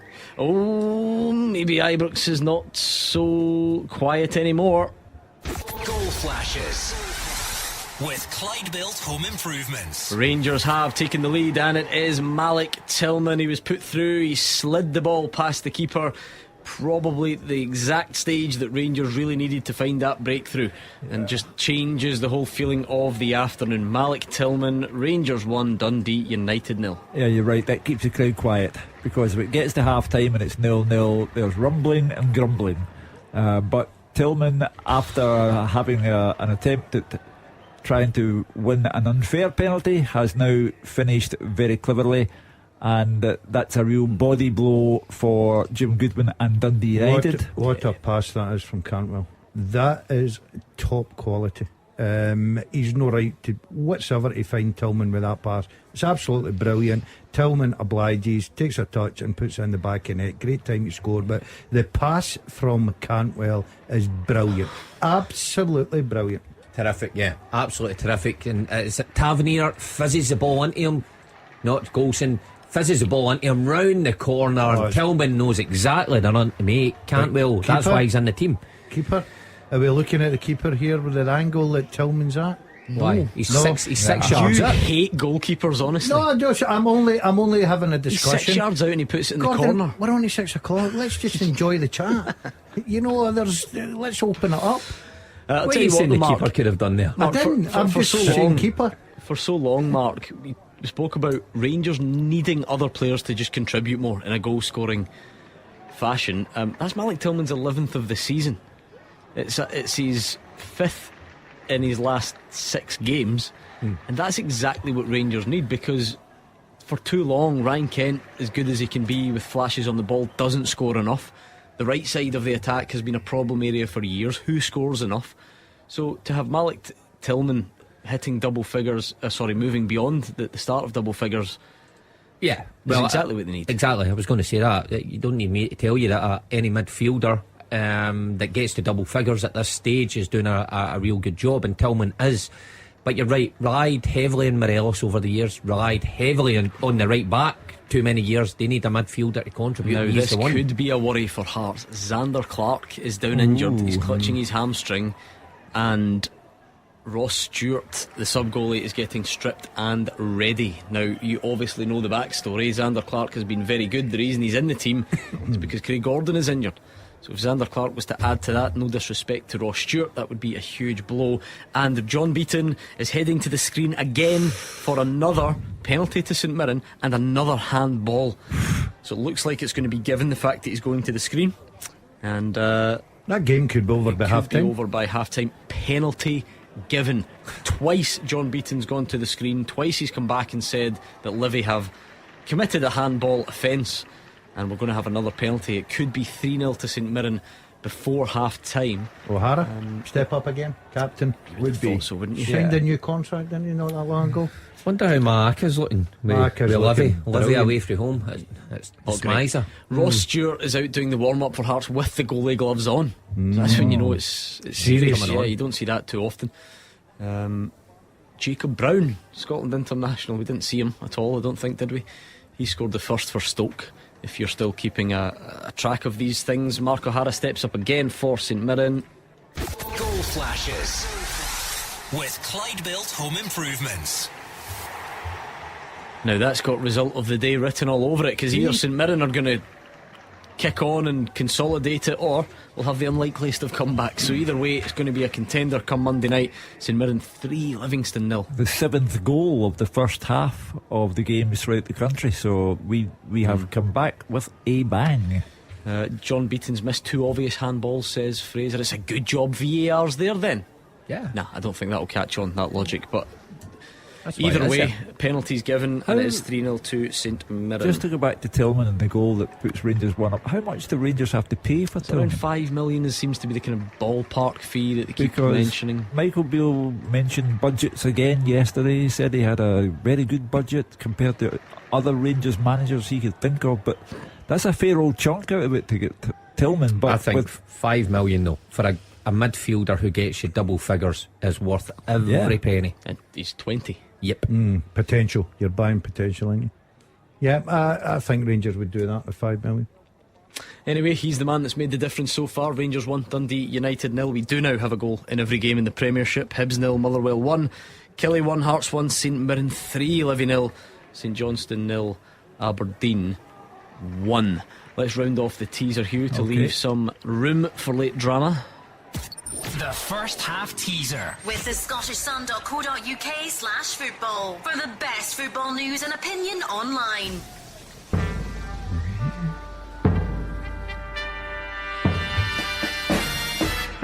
Since 2018, 5 men have scored 2 or more goals in a game for Scotland. They are Scott McTominay, Lyndon Dykes, Stuart Armstrong, John McGinn and James Forrest. Well done if you got them all right. It was tough to remember the time frame. No Stephen Fletcher, no Robert Snodgrass, no Lee Griffiths, but loads of you got the right answers there. Charlie was in 3rd place. Well done to you, Charlie. Regan Riley in 2nd, and another Regan Cusick was the winner of the first half teaser. We've got a cracker of a Who Am I for you after the break, after half times in the second half this afternoon. So look forward to that. You two scooshed them, did you? Yeah. Easy, yeah. Good. Yeah, it was a good team effort.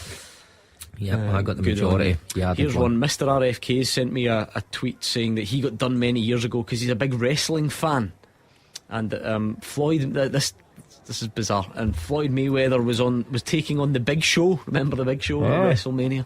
I woke up the next morning and my mate messaged me saying a gang war had broken out and the Big Show had been shot. Where does your imagination have to go?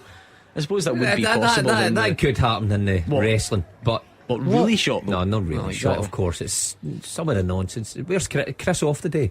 And Chris likes all that. Producer Chris loves all that wrestling. Hold on. What have we got here? Goal flashes with Clyde Built Home Improvements. Oh, it's all going wrong for Hearts. Kilmarnock are 2-1 in front, and perhaps more significantly for the Jambos, there's a cross. The seemingly injured Xander Clark, who's still on, comes for it, misses it, and Christian Doidge, former Hibs player by the way, scores, and Killie take a 2-1 lead into the break. Well, as I say, Hearts went into this match having lost 4 of their previous 5. 5 defeats out of 6. That gets the fans on Robbie Nielsen's case. Very much so. Yeah, mismanagement in all counts here, because the goalie's injured and he can't carry on. But you've got to do that. Someone's obviously said he's fit and he's fine to continue, however that's come about. The manager struggles to make that decision.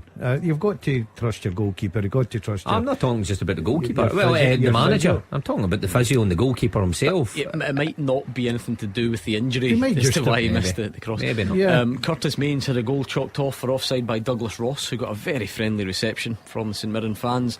They went back and checked, and it was indeed the correct decision. Good effort there. Ryan Kent tipped onto the bar as Rangers looked to add a second before the break. 6 added, Hugh, were 7 minutes added at St Mirren, 6 added at McDermott, 4 at Ibrox. Oh, what a chance Rangers had there. Rattled off the crossbar. That was almost game over by half time. It would have been a contender for goal of the season, perhaps. Ryan Kent, double step over on his left foot, crashes it off the underside of the bar. Dundee 3-0 up against Hamilton Accies at the break. Good cup celebrations midweek for the old Hamilton rough side. Time. He'll be in the spare room tonight. Half-time whistle starting to go. Jim Duffy's Clyde 0-0 against Falkirk. You can see that one jumping out. Interesting one that if Clyde were to beat Falkirk, Dunfermline could win the league title next weekend at Falkirk. Let's send you up then. Why? I don't like any two of them. I know, but just for the big, you're a man for the big occasion, no? Nah, I'm not really. I'll leave that one alone. A big week in the League 2 title race as well. Dumbarton lost against Forfar midweek. My team's fallen away. Stirling Albion are 2-0 up at half time up there at Elgin. So half time we do have one, and it's at Easter Road. Roger Hannah. And it's Hibernian 0, Motherwell 1 at the break. A deserved lead for Stuart Kettlewell's visitors, given to them by a superb free kick after just 7 minutes by Sean Goss. Motherwell started really brightly. They could have taken the lead. Kevin Van Veen, the 18-goal top scorer, clean through, and David Marshall, the former Scotland keeper, making a fine save. The ball rebounding out of the box, and as it ricocheted about, Dean Cornelius was taken down by Jake Doyle Hayes 22 yards out. Doyle Hayes earned a booking from referee Graham Granger for the foul, and there was more punishment coming for Hibs. Goss left-footed into the postage stamp corner. Absolutely no chance for Marshall. A terrific opener for the visitors. Hibs huffed and puffed for a while. Matthew Hoppe's cutback was hacked away by Paul McGinn. Liam Kelly had to tip over a header from Kevin Nisbet after that. Then Chris Cadden, against his former club, came inside off the right onto his left foot and curled a shot over from the edge of the box. But Motherwell still dictating a lot of the play. Goss looking dangerous in midfield. Spittle likewise just off the front too at that stage. Quite a lengthy delay when Kevin Nisbet needed treatment for a knock, but he did get up and joined the Hibs attack again, but just in time to see Van Veen burst clear again. He poked a shot beyond Marshall this time, but it just dribbled inches past the far post when Motherwell were dreaming of a second goal. Hibs not looking comfortable at all. They changed from a 3 at the back to a 4 with CJ Egan-Riley pushing into midfield just before the interval. They'll need to do much better if they're to get back into this in the second half. At the break at Easter Road, it's Hibs 0, Motherwell 1. So far so good for the Steel men, Gordon. Yeah, absolutely brilliant. I fancied them for something today, but another 3 points, all of a sudden they're looking at up the top 6. Half-time Ibrox, Gabriel. Yes, it's 1-0 to Rangers at the interval, thanks to a 38th minute goal from Malik Tillman, who's been a standout here so far. Now, Rangers started well enough. Tavernier had a big chance on a volley at the back post early on after pressure. A great save by Mark Birighitti in the United goal, though. Ryan Kent had been driving all game as usual. He had a good effort with his left foot, but he dragged the ball wide. They'd had over 80% of the ball. They'd been decent, but struggled to break United down. And with the half approaching and things perhaps starting to get a little tense here, up stepped Tillman for his 11th goal of the season. It was a brilliant pass from Todd Cantwell, just flicking it into his path, and Tillman duly slid the ball past Birighitti from 6 yards out. There's been great link up between Tillman and Cantwell all day. Both been so bright. Cantwell with his passing and his touches, Tillman with his powerful driving runs, although he did have a not very impressive dive which he avoided a booking for. It was nearly 2 in stoppage time. Kent with a great effort after 2 step overs, he rattled it off the underside of the crossbar. United have been physical, they've been solid defensively up until the goal. Of course, a tough time to concede. Peter Pawlett nearly got in on the break early on. It was a poor final pass when it looked like they were through. Their threat on the counter-attack has been dwindling as the half has gone on. Their best effort came from Craig Sibbald, a swerving strike from around 20 yards out. It just missed the target. It looked like it was in where I was from. But Rangers in control here now. Half-time at Ibrox. At the interval, it is 1-0 Rangers. What's the story at the break at Rugby Park then, David Friel?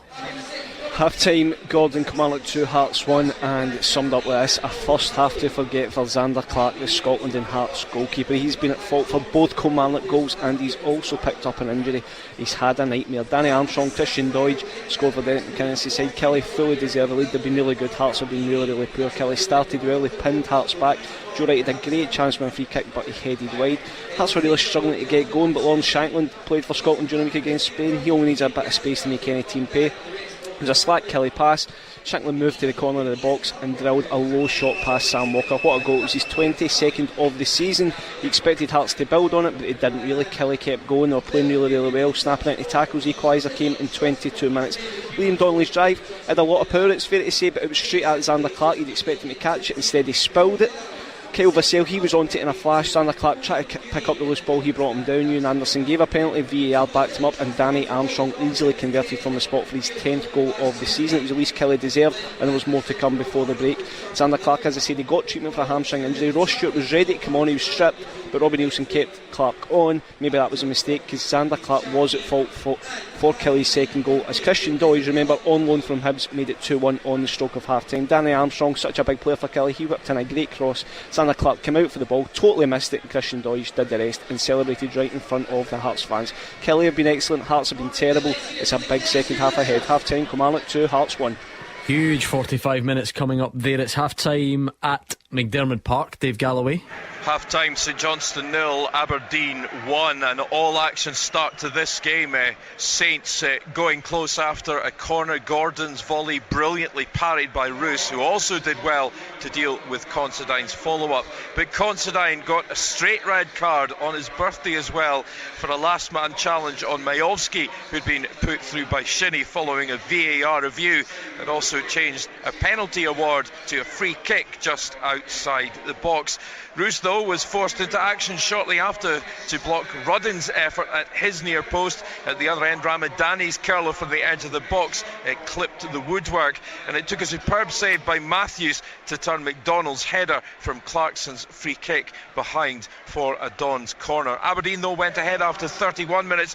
McDonald connected with Hayes' corner kick. Matthews seemed to have dealt with things, but somehow fumbled the ball in some quarters. It's actually been given as an own goal, but that is very much up for debate as to whether it is McDonald's goal or not. If it is McDonald's goal, it's his first goal for Aberdeen. Saints, though, overall well in the game, giving a really good account of themselves, certainly testing Aberdeen, but in first half injury time the Dons passed up a pretty decent chance to double their advantage. Majowski headed Hayes cross wide when he really should have at least hit the target. It's been a good game so far, and hopefully plenty more to come after the interval. It's St Johnstone 0, Aberdeen 1. It's finally half time in Paisley. Fraser Wishart. Yeah, finally at half time. We played 7 minutes stoppage time here, Gordon, after an eventful first half with St Mirren in easy street. Really good performance. 2 penalties by Mark O'Hara, both given after VAR sent John Beaton to the screen when he missed handballs, and add to that Tony Watt's first goal for St Mirren, and you can see why the St Mirren supporters were really happy at half time. Just 15 seconds gone. Ryan Stroon made really good ground on the right hand side. His cross would deflect into the air, flicked on by Curtis May, and it hit Fitzwater in the hand. John Beaton said no penalty. It looked pretty obvious to me. As the game continued, Mark O'Hara was booked for a foul. Only 30 seconds gone in the middle of the park on Scott Pittman. After a long 4-minute VAR check, Gavin Duncan, the VAR referee, sent John Beaton to the screen, gave the penalty. Mark O'Hara stepped up and coolly scored to the goalkeeper's right. A couple of half chances at either end. Joel Newbley cut inside, curled a shot just over. Tony Watt then had a free header at the back post, hit Penrice and lobbed into the arms of George. But in 18 minutes, 2-0 for St Mirren. Main again involved. He got to the byline, cut the ball back to Tony Watt, did really well to to shrug off the challenger De Lucas, and he calmly walked round George and rolled the ball into the empty net. His first goal for St Mirren. 2 minutes later, Joe Shaughnessy flicked a header from a strange free kick just wide. Then it's all St Mirren. Keanu Bacchus burst from the midfield, just got his shot away, but a brilliant block by Moyes. But a reminder for St Mirren, in 35 minutes, been little in attack for Livy. Carson, a virtual spectator until Newbley should have scored. Really good crossing right by Nicky Devlin. It looked like Newbley, 3 headers, 8 yards out. He looked like he was going to score easily. Joe Shaughnessy did enough maybe to put him off, but the striker headed over when he really should have at least hit the target and probably scored. But 3-0 to St Mirren in 41 minutes. Another handball penalty, very similar to the first. A cross coming in, Main flicked it on, it hit Holt in hand again, looked pretty obvious to me. VAR check, John Beaton sent to the screen, up stepped O'Hara, and he scored into the same corner. Main then got the ball into the back of the net. He was involved in all 3 goals, but his goal was disallowed by Douglas Ross and confirmed by VAR. And then just right on the final whistle, half-time whistle, Nicky Devlin almost gave Livingston a lifeline. Really good hooked shot over the goalkeeper, hit the bar, hit the post, and somehow stayed out. Livingston claimed for a penalty for a push and Penrice, but after a VAR check again, this time the referee said no. Half-time here in Paisley, St Mirren 3, Livingston 0. Oh, what a first half that was to welcome us back after the international break. If you've all caught your breath, I'll give you a roundup of the half-time scores next. Scottish football's league leader. This is Clyde One Super Scoreboard. What a first half it's been. It feels like longer than a couple of weeks since we had domestic football. It was a good international break, which we don't often get the chance to say, or maybe a bit more often in recent seasons. But it's been a brilliant start back, action-packed, incident-packed, dramatic across the board in the Scottish Premiership. At the break it sits Hibs 0, Motherwell 1, Kilmarnock 2, Hearts 1, Rangers 1, Dundee United 0, St Johnstone 0, Aberdeen 1, and St Mirren 3, Livingston 0. In the Championship it's Cove Rangers 0, Partick Thistle 2, Dundee 4, Hamilton Accies 0, Morton 0, Inverness 0, Wraith Rovers 1, Queen's Park 0.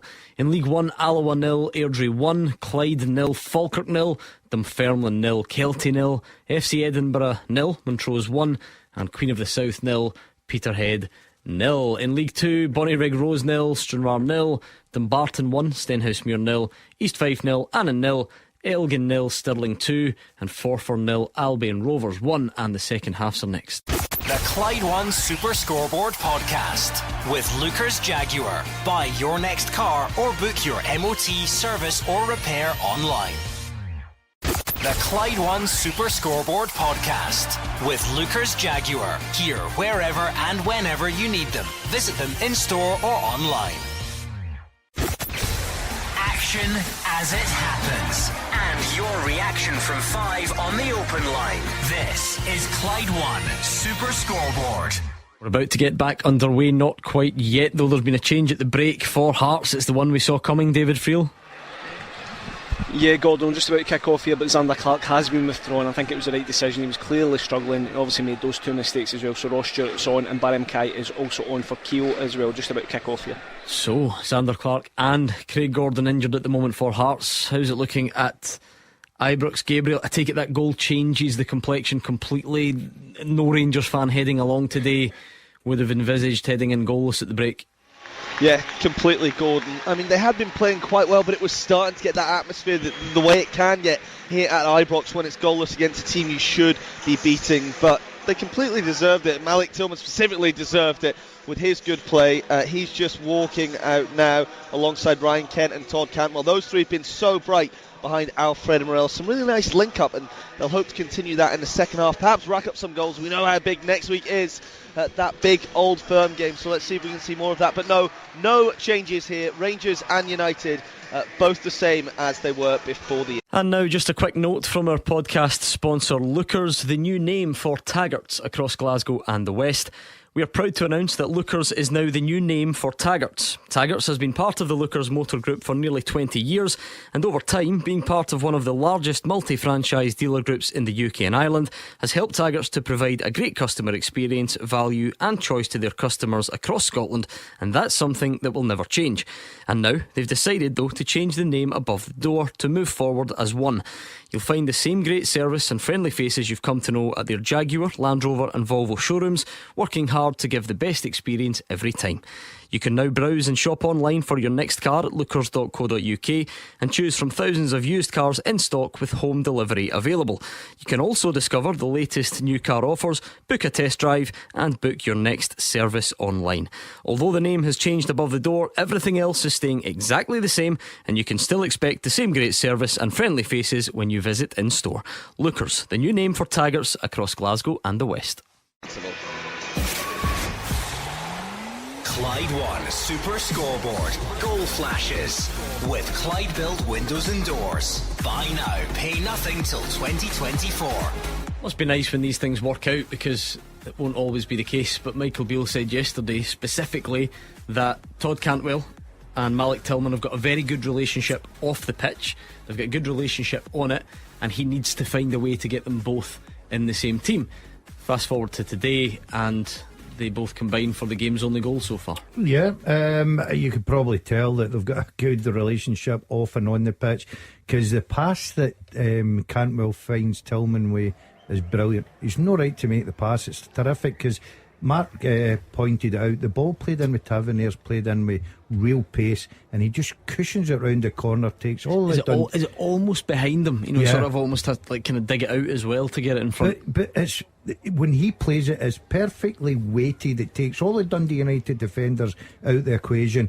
Tillman takes a nice touch and fires it in the corner. Terrific. That's what it's all about. Difference is, see Tillman known to make the run because he knows Cantwell's good enough to see him. Yeah, when you're playing in a team and you don't quite think a midfielder's got that vision, you don't make the run, really. But he knows what Cantwell's about. He knows he can pick those passes. That's why he makes the run. Terrific goal. Yeah, so Rangers 1 up then heading into the second half that is now underway. St Mirren hasn't quite started yet. Fraser, you were behind already, and then you had your VAR. I mean, anyway back for Livy? I feel that might be a daft question. Well, they made a couple of changes. I'm just looking here, Montano and Omeonga coming on for Penrice and Holt, but they've been off it. You know, the usual way Livy play, you know, they make it difficult for teams, make it awkward, they're always in the game. But St Mirren have just been far too strong for them, and I think David Martin will be interested to hear after the game what his thoughts are, because I just can't see them getting back into this game. St Mirren have been terrific, they've been quick, they've been strong. Curtis Main has laid on all 3 goals, and he scored himself as well, but it's been a bizarre day from that 15th second when the handball took place, and I have to say, we'll see it on the television, but even from here, you're thinking that was a very obvious handball as well. And O'Hara's actually come off and replaced by Greg Kiltie. I don't know, that's maybe because he get booked just 15 seconds after that handball incident, but it's been eventful, it's been exciting. St Mirren fans are absolutely delighted, they're packed in here, it's a good crowd, and you can only see more goals for St Mirren, I'm afraid. Well, we'll listen on with interest there. Sorry Hugh, Brentford 3-2 up now on Brighton, and I'll tell you what, his half-time team talks must be magnificent. You see how energetic he is at Beat the Pundit. The Palmerston Pep, it was goalless at the break, 2 minutes into the second half, and Queen of the South take the lead. The dogs in the street are beating Peterhead. What took him so long? It is a fair point, but we'll give credit where it's due. Marvin Bartley's Queen of the South 1 up on Peterhead. Let's get the second half teaser up and running, Hugh, because I think we might need as much time as possible on this one. The second half teaser with the scottishsun.co.uk/football for the best football news and opinion online.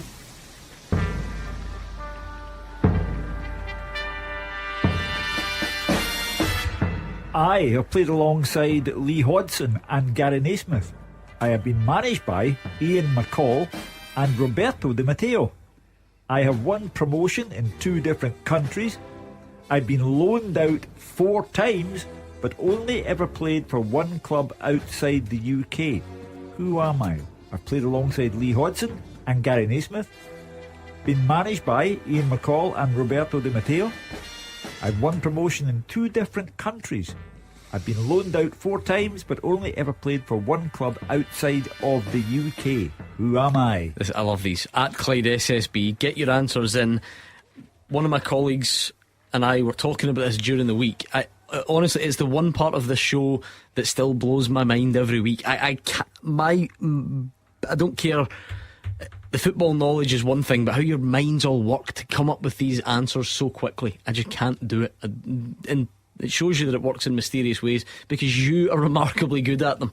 Gordon DL, have you got any inkling today? I'm sorry. I'm just taking all the information in. I'll be back to you. Okay, at Clyde SSB, our listeners are the smartest, the most on the ball anywhere, and they will be in with the right answer soon. It blows my mind every week. Let's see what we've got. Morton 0, Inverness 1, Scott Allardyce on 54 minutes, Elgin 0, Stirling Albion 3, Robert Thompson with the goal. A bit of a pushing match between Kevin Van Veen and David Marshall, spoken to but no bookings.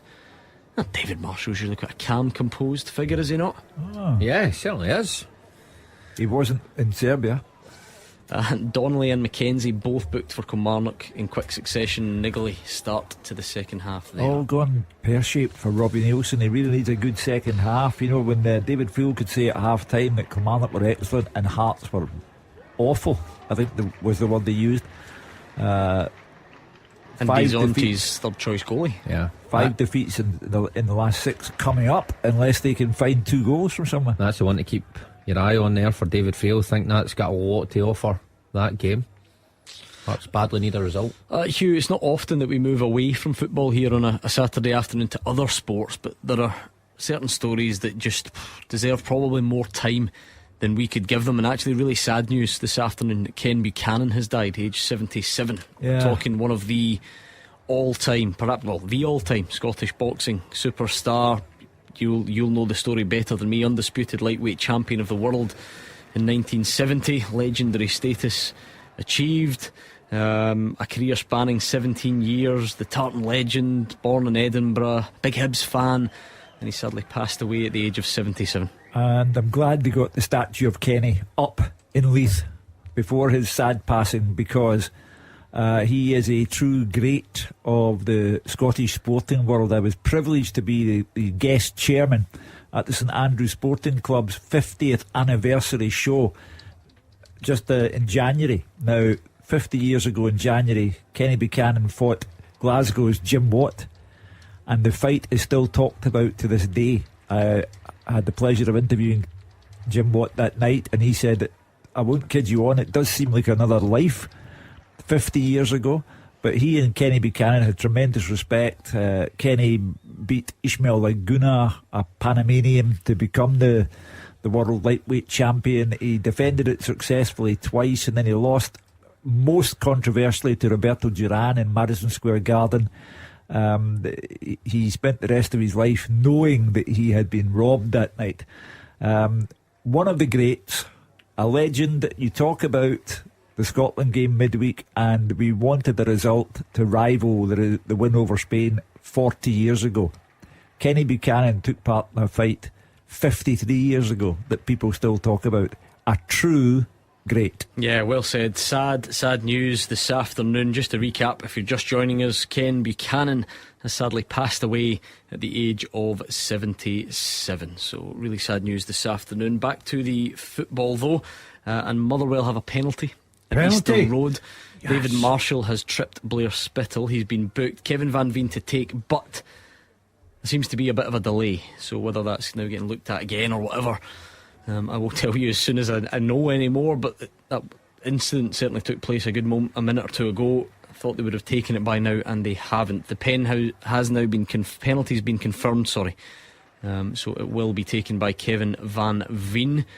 Big moment for Motherwell this, because Daz is right. If they go ahead in the points, well, listen, it's a very good penalty taker against a very good penalty saver. He was just mentioned that night in Serbia. So let's find out what the outcome is going to be. Who is going to come out on top? Goal flashes with Clyde Built Home Improvements. David Marshall nearly got there. He was unlucky, but the ball has slipped underneath him from Kevin Van Veen, and Motherwell lead Hibs 2-0 at Easter Road. Not a great result for Lee Johnson. I fully understand it's a tremendous scoreline so far for Stuart Kettlewell, but Lee Johnson seems to spend his time telling you how difficult life is in Scotland. It's easy for Ange Postecoglou, he said, and difficult. Scottish football clubs like his need a shake, he said. I don't mean an SHAKE. I mean someone from the Middle East. Do you know what's funny, right? I am aware of that story from this week. Yeah. I know exactly what you're on about, and I still thought you meant SHAKE for some reason. Anyway, so he's got to stop talking in these terms and get about his business. That's a blow, because Hibs were looking to overthrow Hearts, how sweet would that have been? But Hearts are losing and Hibs are losing, so not a great day for Lee Johnson. 19 for the season for Kevin Van Veen, Gordon Dalziel. Some return. I don't think he gets enough credit. Comes in for a bit of criticism from the Motherwell fans because they think, oh well, sometimes he's off, doesn't look interested, whatever. But if you're playing with Motherwell, you've been down there fighting at the bottom, you're now crawling your way back up the league, and you've scored 19 goals so far. It's a fantastic return. 7 in his last 8. This is so far Mark Wilson as well. Well, yeah, like you guys say, a fantastic return. I mean, early on the season, I was a bit critical of him because I saw him a couple of times, and he just looked like he couldn't move. But he didn't have willing runners round about him. That was the difference, I think. When Stuart Keltwell came in, he's certainly changed that. Goal flashes with Clyde Built Home Improvements. It's Rangers again, and it's Malik Tillman again. He's on a hat-trick. He took his time in the box. He's fired it under the goalkeeper. Maybe Jim Goodwin will feel his goalie could have done better, but I don't think Michael Beale will be complaining. And Rangers looking a lot closer to easy street now. Rangers 2, Dundee United 2. It is a double for Malik Tillman. Well, that's I think the goalkeeper has to be looked at for that one, but that's the game over. And Rangers have done their part. It's up to Celtic now tomorrow, because everything is about a week today at Celtic Park, and the lead is now 6 points at the top, and Celtic have to go about their business carefully in Dingwall tomorrow at the beginning of a new week. At the end of the old week, Lee Johnson said that Ange Postecoglou's job was easy. He does not like that, Ange Postecoglou. Look, I'm critical of goalkeepers, right? I'd be more critical of my two defenders who just step off and let him get a shot from about 8-9 yards. But I think he hits that hard, it goes too quick for a goalkeeper to react. I'm going to stick up for a goalkeeper here. He's and I don't close to the like goalkeeper, them. and that's the bit that doesn't make it look good. Yeah. But it's coming through a couple of defenders, and I'm giving credit to Tillman here. As I say, I've always criticised goalkeepers because I don't like them. And I've got to say, I wouldn't criticise him there. I'd give all the credit to Tillman. Good goal. Yeah. So whatever I said earlier, Mark, was that his 11th of the season, so he's up to 12. Yeah. Even I can keep track of that. And fantastic return, but you just see him there in the build-up to the goal. Morelos has dropped deep, and it's actually Tillman's the furthest forward, the focal point. Well, he's and been it playing forced up him. there next to him, hasn't he? So definitely much closer, and Kent bodies round him the box, who lays it off, but it's his composure. It's the most impressive thing there. But with Daz, the Dundee United defenders, if you're McMahon, it's got to come a stage in the box where you have to engage rather than back off, and he keeps backing off, allows Tillman to shoot. But that'll be game, set and match now, and they can relax a wee bit, these Rangers players. Interesting to see if they'll bring anybody off the bench pretty soon and think about next week's game. As I resist the temptation to say, you've learned your lesson now, Sean Goss tries to lob David Marshall from the halfway line. We've seen that movie before. He's back this time. He gets back and saves it under the bar. There was no Patrick Schick remake in Easter Road. What that tells me just now, just listening to that, is Motherwell were playing with that much confidence. Winning games gives you so much confidence. You go to Easter Road today, I think most of the Motherwell supporters would have been happy with a draw and moved on. But so far it's convincing. Interesting this morning, Harry Payton signed by Motherwell. Did you see that? Former Ross County midfielder just signed him today out the blue. He's obviously a free agent, and he's just come on for the injured Spittle. Hugh, if there was one manager in the league who could have just done without a VAR decision going against them today, McGuinness. Paddy McGuinness. The man who said he was sick to death of VAR. Well, I don't know what the stage after sick to death is, because there's a red card check for a Rory McKenzie tackle. Ewan Anderson, I think we're having a look at that one. So we'll keep you up to speed there. Listen, again, that's not to say it might be the correct decision, but I've got a funny feeling unless it's the most blatant one you've ever seen, Derek McInnes won't be happy, and indeed Rory McKenzie has been sent off. 10 aside. Yeah. 10 aside? No. Hearts have still got 11. You're allowed to bring the goalie on. Another goalkeeper. And he's injured. Who's get sent off somewhere else then? Hugh, I was at St get John's and yourself McDermott back up, Park. Dan Strother. You need another weekend in that caravan. Considine was sent off at McDermott Park. Well, listen, Kilmarnock went down to 10 men and were 2-0 down and salvaged the draw at Fir Park earlier this season. In one hand, Hugh, that's not good news for Kilmarnock. If anything, does it put even more pressure on Hearts? Yeah, of course it does. The fans will see, you couldn't even get a result against 10 men for whatever it is, half an hour. And I go back to David Friel's half-time summation of Hearts that they were awful. So, yeah, of course. It's bad enough to losing to 11, but unacceptable if you lose to 10. And I think you're right, Gordon. George Grant. I think you're right. It does bring pressure because of the amount of time still left. As Tillman goes close again there for a hat-trick, he's desperate for that match ball. Big goal that in the Championship. Does anyone want to go and try and win this thing? It's going to be advantage Dundee today because Wraith Rovers have scored a second against Queen's Park. Lewis Vaughan and Dundee, last I checked, were 3 up on Hamilton Accies, so it could be a big day for the Dens Park side. 1 point in it if the game stayed as they are. This is when you know it's a good question. No one has got the teaser.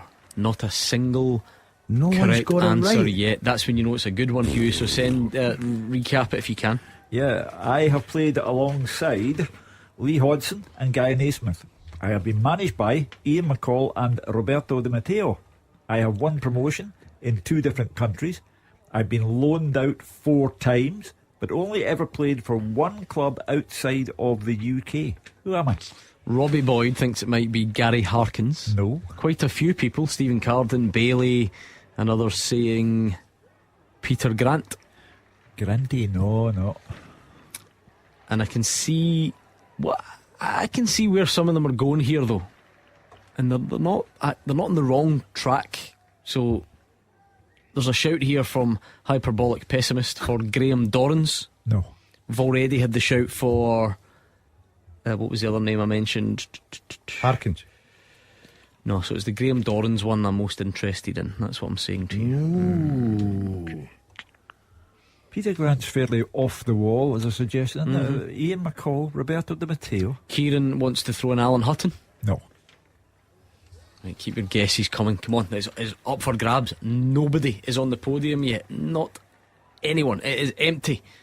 Let's see what you've got. Gordon Dalziel, you've got a reputation to keep up here. It's very hard. I'm trying. You're usually very good at it. Hold on. My partner in crime. No, he's not got it. Nah, it's not grass, no.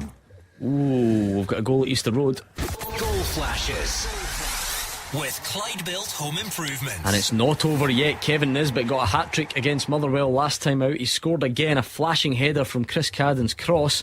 And what will worry Motherwell, Gordon Dalziel, is Hibs were never in it, according to Roger Hanna, totally against the run of play. And now with 30 minutes left, it is game on. Yes, that's Hibs got a lifeline. Home advantage as well, Gordon. They just need to watch what they're doing the next 10-15 minutes. Could you imagine that Hibs are going to pile a lot of pressure on them? They've got to stay strong. Look, you would accept this with 30 minutes to go at Easter Road, 2-1. You've still got a lead, but concentration's everything for Stuart Kettle. This is where Motherwell would have crumbled when a wee bit of pressure goes against them or piles on them. They lose a goal, they'd sometimes collapse a season. But I think they're in a different place now with Stuart Kettlewell. I think they'll still have enough about them to see that out. Not ideal though when you're cruising. I've been there 100 times. Cruising, you think it's a great afternoon, and all of a sudden, bang, 2-1, and you're thinking, oh, here comes the nerves. We start retreating towards our own goal. And they've tried to capitalise on that moment. Newell, Kabraja and Kuharevich on in a triple switch for Hibs, so they're rolling the dice. Lawrence Shankland has had a shot saved down there at Rugby Park. Remember, Killie are down to 10 men, but they do lead Hearts by 2-1. Well, Robbie Nielsen needs something to happen quickly, and it might just suit Kilmarnock, getting everybody behind the ball, just sitting in there, being hard to break down. I'm not sure what the Killie fans would feel of that if it does revert to back, looking at their goals conceded this season. But Robbie Nielsen needs one of his big players to step up, get him an equaliser. Well, he's got guys on the pitch who can score goals. He's got guys on the pitch who can create it. So it'll be an interesting last 30 minutes at Rugby Park. I think we'll get a goal down there. I think Hearts could maybe sneak a draw.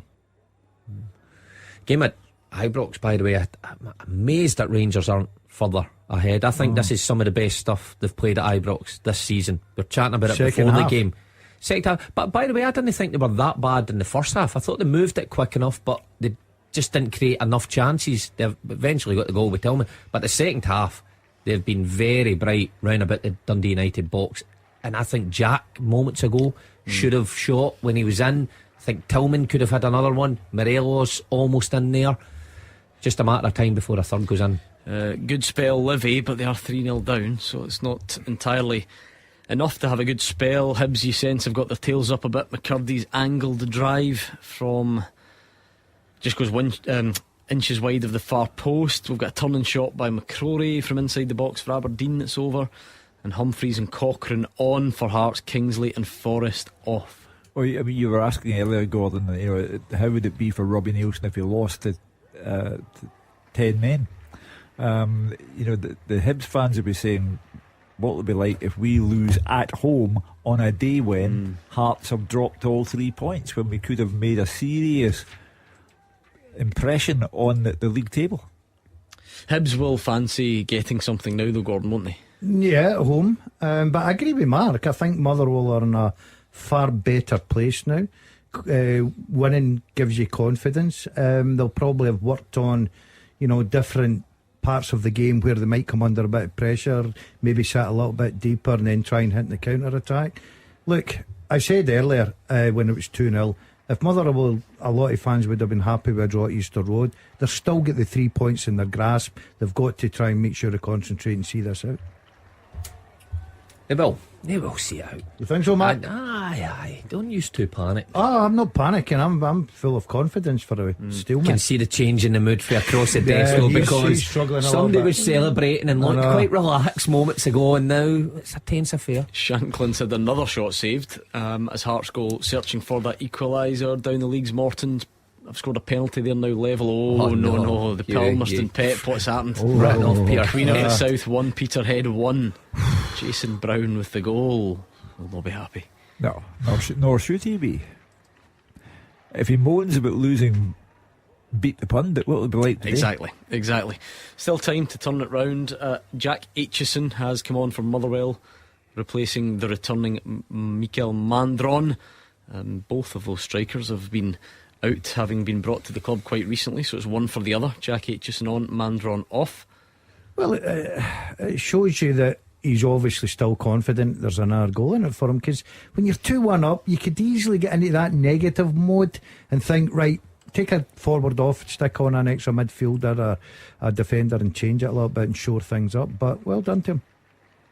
He better get it right. He's got very little wrong since he's come in, actually, you've got to say. But Stuart Keltwell, he's been outstanding. Now, it's unusual, I think, when you see a new manager come in. They sometimes get the bounce and everybody goes, great, it's the right decision, and then things start turning a bit and they manage to come. I think almost everything has been positive for Kettlewell since he's come in. The VAR check has been regularly used in Paisley today. There's now one for a Livingston penalty for an alleged foul on Stephen Kelly. Fraser Wishart says it didn't look like a penalty to him, and they'd be as well just asking Fraser, because he's got it right. Check over, no penalty. He's got an opinion and everything. Oh, he's good though, he's bang on with that. He's on the ball today, he's having a good day. He's waited a long time for Super Scoreboard to say that, but he's having a real good day today. He has called them all so far. Yeah, right in the money. Again, a little look at the teaser, Hugh. I think we should, because is there anyone yet? It's a hard one this today. I'm struggling you've not had one guess. At least I've had one batted away. There's no point just getting a wrong guess, Mark. You're better getting in with the right answer. I have played alongside Lee Hodson and Gary Naismith. I've been managed by Ian McCall and Roberto Di Matteo. I've won promotion in 2 different countries. I've been loaned out 4 times, but only ever played for one club outside of the UK. Who am I? They're getting there. I can see it, because I mentioned Graham Dorrans, okay? Woody67 wants to throw in Kyle Bartley. No. Okay. Michael McKenna wants to throw in Yusuf Malumbu. No. Right. You seen what direction this is heading in? No. Bartley, Dorrans, Malumbu. What's the connection there? Right, that's think all about I'm it, saying Daz. for now. Oh, West Brom. That's all I'm saying for now. West Brom, yeah. Said that's all I'm saying for What now. are you saying, West Brom? Okay. His mic's off. James Tavernier's shot deflected wide after a great move. Rangers looking for a third, and you wouldn't grudge them at Hugh? No. You cannot take away from their performance by saying Dundee United are woeful. But this is the way Michael Beale wants Rangers to play. Everything is about building confidence for next Saturday. You can only beat what's in front of you, even if what's in front of you is not up to much. So Rangers, they're in the position of being able to say, we're okay, we've reduced the gap to 6. If you're wondering what that unprofessional outburst was, sorry, Hugh. We've got it. Mark Wilson wrote down his answer to the teaser, showed it to Gordon Dale, who went, nah. And it is the correct answer. Well done to you. Thank you. Well done to you, Mark Wilson. Thanks. I'll take Obviously, all the I plaudits. think I've been giving out quite strong clues. Yeah. No, not that strong. Discipline has gone to pieces inside this studio. Thinking of standards, There was since you started. There was a time today when Gordon Dale was explaining his coffee making technique. No, it wasn't the coffee that worried me. As we just acknowledged, there's an appeal for a penalty for a push on Alfredo Morelos that we'll get back to. The coffee bit I could live with you, because there's a bit of debate there. He likes to go milk first and whatever. Fine, okay. He revealed the police are going to be at the door waiting for you at 6:05. That's how bad this is. Gordon Dale puts his milk in his bowl first and then puts his Weetabix in the puddle of milk. That is ludicrous. Objectively ludicrous. I will not have anyone back you up on that theory. A lot of people back me up on that. What, so you pour a random amount of milk into a bowl, and then do you place the Weetabix in? Do you drop it from a height? Does it splash? No, one at each side, and then fill in the gaps with your cornflakes. Bang, wee bit syrup. You have got a lovely breakfast. Say no more. I've got the mind of a 10-year-old. You don't waste any milk, and we know that times are hard. What difference does it make? Because you fill your bowl up, don't you? You listen. You don't sit in the bath and fill the water. You fill the water and then sit in the bath, don't you? Let's be honest. Well, in fairness, I can't argue with that. I actually cannot argue with that. There you go. He's a genius. Actually, he's a genius. I'll just sit in the bath, put the tap on. No, you don't. You fill the water and you go. 6 years on this show, that might be the best thing that you've ever said. Because you've tried to salvage it, and I get your logic, but I'm still not having it. There is no way anyone else out there puts milk in the bowl, then the Weetabix. Yeah, not then a chance. fill it into your recording with us. Your sugar puffs and your cornflakes. That's fine. Those are just accessories. We're ignoring that. It's the first bit of it that I'm disturbed by. Yeah, milk first. Always gives you that room for error. But it's the whole point that you Well, if pour you've the too milk on much top milk, and you then put a third Weetabix in. It just works wonders. Try it. What do you mean you've too much milk? Surely you judge the amount of milk you're pouring on top of your cereal instead of saying milk first. I need to then get the cereal. Milk first. What happened to the penalty with Morelos? nothing. He's got his Weetabix. Nothing important. He's away off actually. He's not Tavernier and Morelos off. Oh, that's Tavernier. Yeah, that's next week. That's next week. James Tavernier, and he's been replaced by Fashion Sakala and Scott Wright. So no recognisable right back. And Tavernier's booked, of course. Also, I was going to say there's been a lot of talk about Rangers going to a back three, remember, in recent weeks, but actually John Lundstrom's just gone to right back. Well, Tavernier got booked earlier on for a hand in the face of BH. When I say minimal contact, it might be a back three. I think that's a possibility. Michael Beale obviously having a look at next week. Doesn't want to take any of this. It's a back three. Scott Wright is the right wing back and John Lundstrom's the right centre back, which might frustrate John Souttar a bit, because he would probably be hoping, Mark, that if it goes to back three at some point, he'd be the one. He's involved in that. Yeah, someone pretty comfortable breaking out with the ball, plenty of pace, suited to playing a back three. But just had to bide his time at the minute. But I think, again, I'll go back to, I think Rangers have been really sharp in and around the box, particularly in the 45 minutes, the second 45 minutes, I should say. Tillman, Cantwell look good. There's no doubt in my mind that'll be the lineup for next week. Dundee 5, Hamilton Accies 0. 72 minutes gone. We had jokes earlier about what John Rankin had been up to this week, but my goodness, that is an absolute doing, and it could get worse. 20 minutes to go.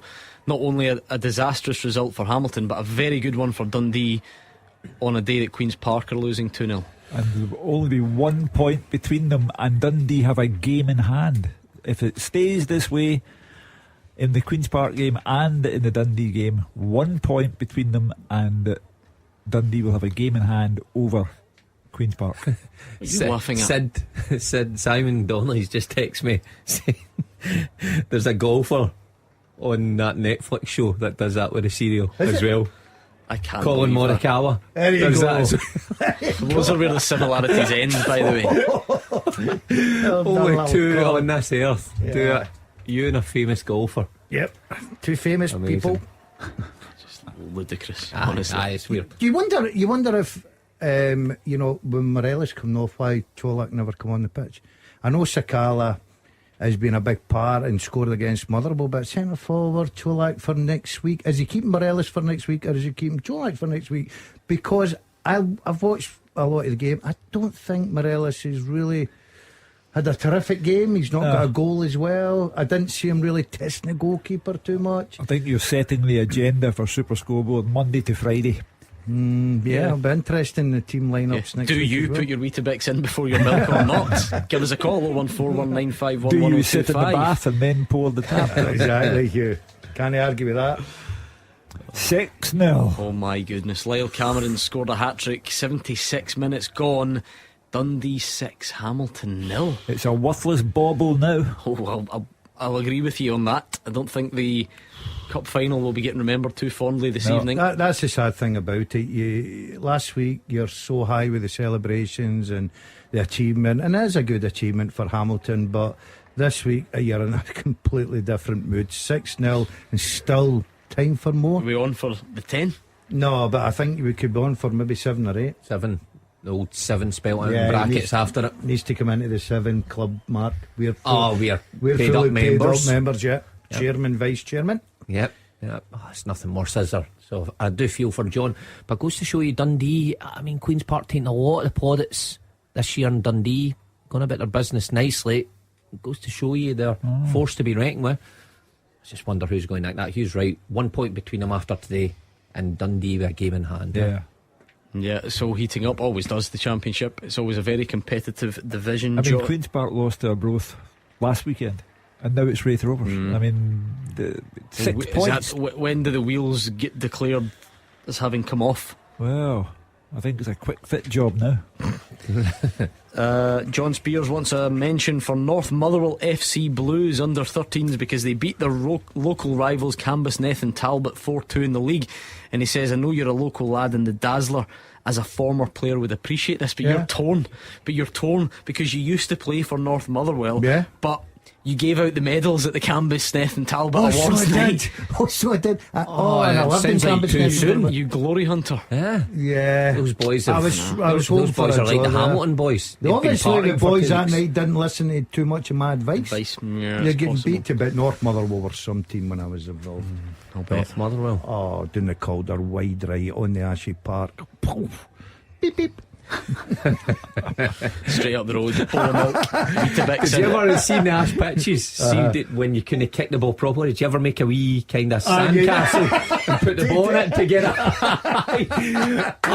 Corner kick, you would see your teammate main a wee castle getting the ball. Get back post, big man. Just in that, just a real sort of snapshot into how your mind works, because Gordon DL, me, and I think everyone else would have just described it as a T, but you described it as a wee sandcastle. Aye. I loved it. Because you got to make the wee dent in the middle for the ball to sit and put a moat round it. To get a bit of height on it. It's great, wasn't it? Yeah. Lions has come on for Doige. Killy are doing well, down to 10 men, but still leading Hearts and doing well.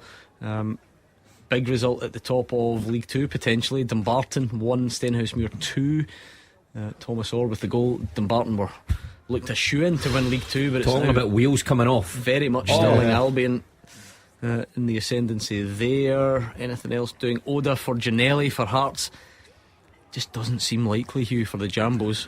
Well, I mean, I'm not even sure rescuing a point would suit the fans, but that in itself looks far enough off at this stage. The trouble for Robbie Nielsen is no one will listen. But what a season he's had for injuries. To lose Craig Gordon and Xander Clark, you're now down to your third choice goalkeeper. You've got a list of long-term injuries as long as your arm. Ludacris and Halkett, Boyce, Beningame, all Peter stars. Haring, Yeah. and then the rest have all had their shot as well, but those are the kind of long-term ones. But the fans won't take that into account. He's had a difficult relationship with the fans, I think, since the time he left Hearts to join the MK Dons as manager. Even before that, though, that was the point, wasn't it? Remember, they were flying high and still there were doubters before that. He beat Rangers 4-1 at Tynecastle, went second top of the league, and left the following day. And I don't think he's ever been. I would like to hear the reasoning behind that. You know, I get if he was an outsider coming into the club and he was unpopular. He was at the club, you know, he played at a successful time at Hearts as well. So I wonder what the thinking is behind that. Now, you're right, so many injuries, but they are still at this moment sitting in third place. So that's got to be applauded as well. My clues have paid off. We're now starting to get more correct answers too late, on the teaser. Listeners. I'm glad I've got some support. APTRM80, never milk first with cereal. Never lived the lad. Says that's worse than people who don't take their tea bag out before adding the milk. But yeah, it would work good with Cocoa Pops, so get to see the milk there we go. gradually change. Sandcastles and Cocoa Pops. How old are you? I do like Cocoa Pops. Have you ever tried your... Hold on. Big goal Easter Road. So it's either level... Hold on, look at you first. Well, let me try and put my best poker face on. I tell you what, it's an equaliser. Clyde Built Home Improvements. 3-1 to Motherwell. Kevin Van Veen on the edge of the box. A brilliant free kick again. Motherwell have been working on their set pieces over the international break. Flashed into the far corner.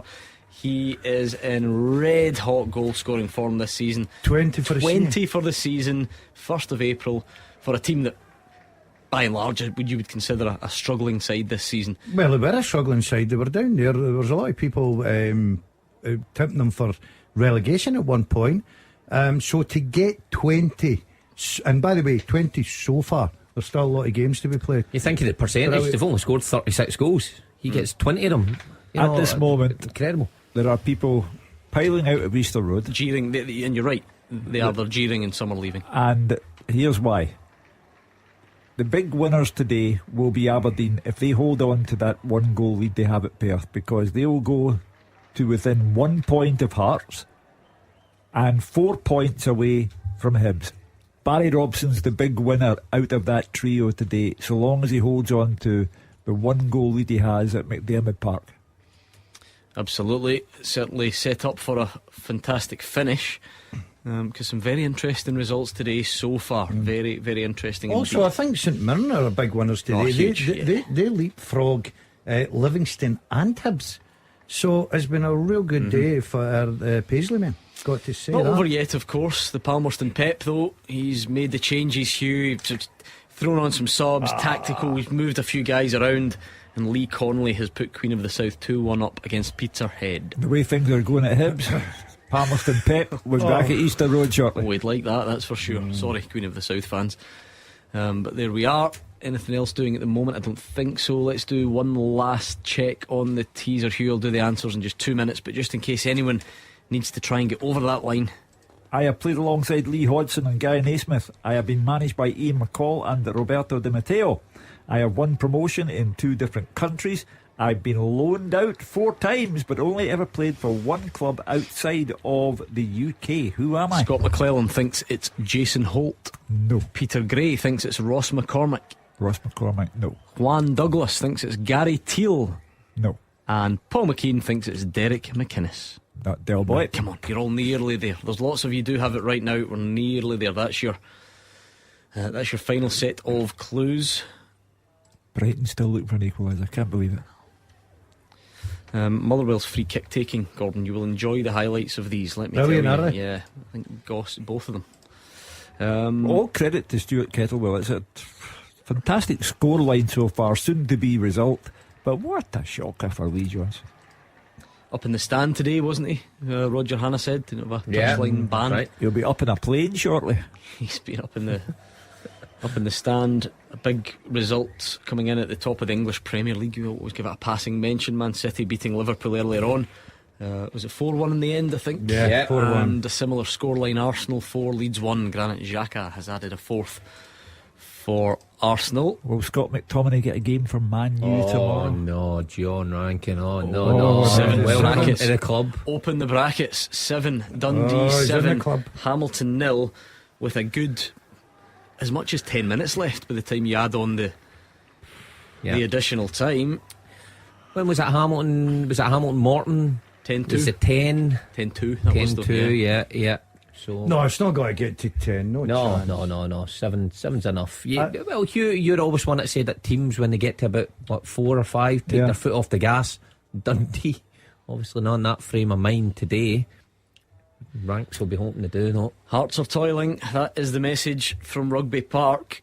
I don't think it will be a popular outcome at all amongst the away fans. They always take good crowds everywhere they go, and that will be a furious reception if this one stays the way it is. Well, I think so, especially when they're looking round about them, like you rightly pointed out there, when you see Aberdeen with Barry Robson, a transformed side, and you're thinking just weeks ago it looked like Hearts were nailed on for third, but they've got Aberdeen chasing them down. Obviously Habs getting beat, but they're not too far behind either. The big worry is Ross County, Dundee United, because Kilmarnock are sneaking. If they get the 3 points, sneaking it slowly away. Motherwell are slowly away now.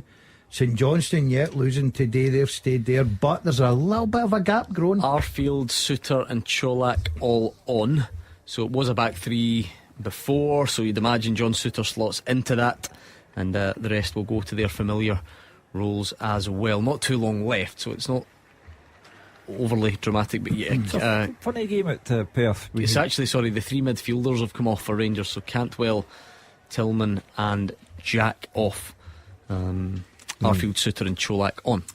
Well, you could take your pick who was man of the match out of those, but probably Tillman because he's goals. But him and Cantwell, top notch today. Rangers fans will go home happy with what they witnessed this afternoon. Tell you what, one of the results of the day might come up at Cove, because Partick Thistle have scored a 5th through Danny Mullen.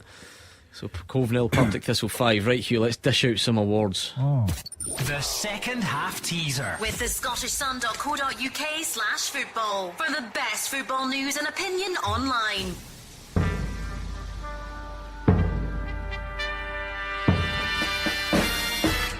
I have played alongside Lee Hodgson and Gary Naismith. I have been managed by Ian McCall and Roberto Di Matteo. I've won promotion in 2 different countries. I've been loaned out 4 times, but only ever played for 1 club outside of the UK. I am Craig Beattie. Craig Beattie, well done if you got it right. Mark Wilson did, lots of you did eventually, but it had you thinking. Well done to Claire in 3rd place. Claire takes the bronze. Derek FM in 2nd place, and Shandy Garden, I don't know either, is the winner of that second half teaser. I love that. Always like to get you lot involved, and you've done very well, I must say. Good showing on there, and some good responses to that one. Yep, old teammate, old pal, old neighbour as well. Beats, great guy. Goal must be Hugh's celebrating, which can only mean one thing. Yeah, the Seagulls have they equalised, have they? Yes, 3-3. What a game that'll be tonight. Absolutely 6-goal thriller. It's the Scottish sounding member of the team, McAllister. It's Alexis McAllister, who scored a 90th minute penalty. That'll be popular amongst your grandkids, I'm absolutely sure of it. They'll be there today with their season tickets. Right, are we getting any late drama anywhere? Is there scope for any? A Hearts equaliser, is that about all you would? The real sickener would be if Barry Robson conceded now. Sure. Having led for so long, no mention of St Johnstone doing against very 10 much. men. Yeah. So, as I say, potentially he's the winner out of that triumvirate of Hearts, Aberdeen and Hibs. Yeah, not looking likely for Hearts at all. VAR is checking a handball penalty for Rangers. It was a Cholak header, possibly blocked by a hand. We've had a few of these elsewhere today, 2 in one game at St Mirren. That's possibly what Gabriel thinks it is, which is not always it's not always easy to tell, because play can rage on and then you're waiting for a stoppage. But it might be that Rangers get to just add that something extra to the scoreline. A bit of icing on the cake. I'll tell you what, St Johnstone have had a golden chance as well Oh, to do have it. Yeah, Hallberg, he's just completely miskicked it in front of the Aberdeen goal. Should have scored. What a result that would have been. Well, that's a lift for Motherwell as well, because Motherwell leapfrog St Johnstone as things stand at the moment. So, inch by inch, Stuart Kettlewell crawling up that league Top table. 6, here we come. Gap's just a bit Europe. big, isn't it? No, Gap's a no, bit big. no. Yeah. Play on at Ibrox. Play on. Well, Motherwell go to 33 today. 6 points behind. No. No, it'll be St Mirren when it's St sorry, Mirren. my apologies. It'll be Hibs. It No, would be Hibs. Hibs. So you'd be 7 points behind Hibs. 7 points, and the way Hibs are going about their business, and Motherwell, I think. Yeah, but there's only 3 games till the split. I know, but the next 2 games After are at this. home, aren't they? Yeah, but again. Yeah. You've not thought this through. No, have you? 3 games to the split. Right. We get 9, they get 0. We're up there. I mean, I get that it's There you possible. go. There you go. Say no more. Anyway, I think maybe too You're little, up. too late. Passport out. Big boos at Rugby Park just because of the amount of added time. 7 minutes. 7 minutes for Hearts to find an equaliser. I'd like to see the dugouts at Fleetwood because Gary Caldwell's Exeter have just scored a 91st minute equaliser against Scott Brown's Fleetwood. You would have liked that one, Gaz. They'll be shaking each other warmly by the throat. 6 minutes added at Easter Road. I'm not sure how many Hibs fans are left to witness it. They're not too impressed with what they've seen. The travelling support will be delighted though, that's for sure. And full time, big result at the top of League 2. Elgin 0, Stirling Albion 3. You see, Lee Johnson can talk all he likes about it's too easy for Ange Postecoglou here, and the gap between Celtic, Rangers and the rest is horrific. But at home, with the greatest respect to you North Lanarkshire boys, at home to Motherwell, you cannot be losing 3-1. Well, the budget will be double Motherwell's and Yeah. more, won't it? Yeah. Maybe even. Yeah. And if your intention at kick-off time was to reduce the deficit between yourselves and Hearts and have the satisfaction of beating them to a place in Europe, it's doubly disappointing because Hearts have lost as and well. so did you. That's why I think you do have to be very careful when you're making comments like that Yeah. about the Celtic manager and the Rangers manager. You need to get your business done and make sure you turn up on Saturday. It's quite And they've not simple, done that. Mark. Don't get involved in it. That's the way. Just concentrate on your own club. You've got enough troubles there without worrying about anybody else's. Listen, Lee Johnson can keep saying what he likes Yeah, it makes headlines. from our perspective, but I get if you were involved in the game. He's done it. The Palmerston Yes, Pep, well Queen done, of the Marv. South 2, Well Peterhead done. 1. He's on a good run, By the way, playoffs now, that would be a bit too far out his reach maybe but tough. he has done very well since he's went in there. What else have we got coming in? Late goals going in England. Certainly Palace look like they've snatched it against Leicester. Brendan Rodgers won't be happy. Get yourself an old guy in. Yeah, exactly. Aye. He's old Roy at the Rovers. Good result that is. Dundee Palace. 7, Hamilton 0, and it's all over. Wow. Oh, John Rankin will be delighted with that. Great result for Dundee. Really timing the run. It's all about this time of the season, just getting that form, timing your run. 7 today. Oh, train will be brilliant on Monday. So that's got to be really a competitive last few months, let's say. Terrible for Hamilton though. Yeah, It's struggling. hard to bounce back from that. You know, the players dejected, been there as a player, been there as a manager. I know both sides of it. So it's going to be a long old week for John Rankin and his players. The only good thing is that they're still on the heels of Cove. Cove have lost so far 70 goals this season. That's incredible. That is 70 goals. unbelievable. This is a goalkeeper got gloves.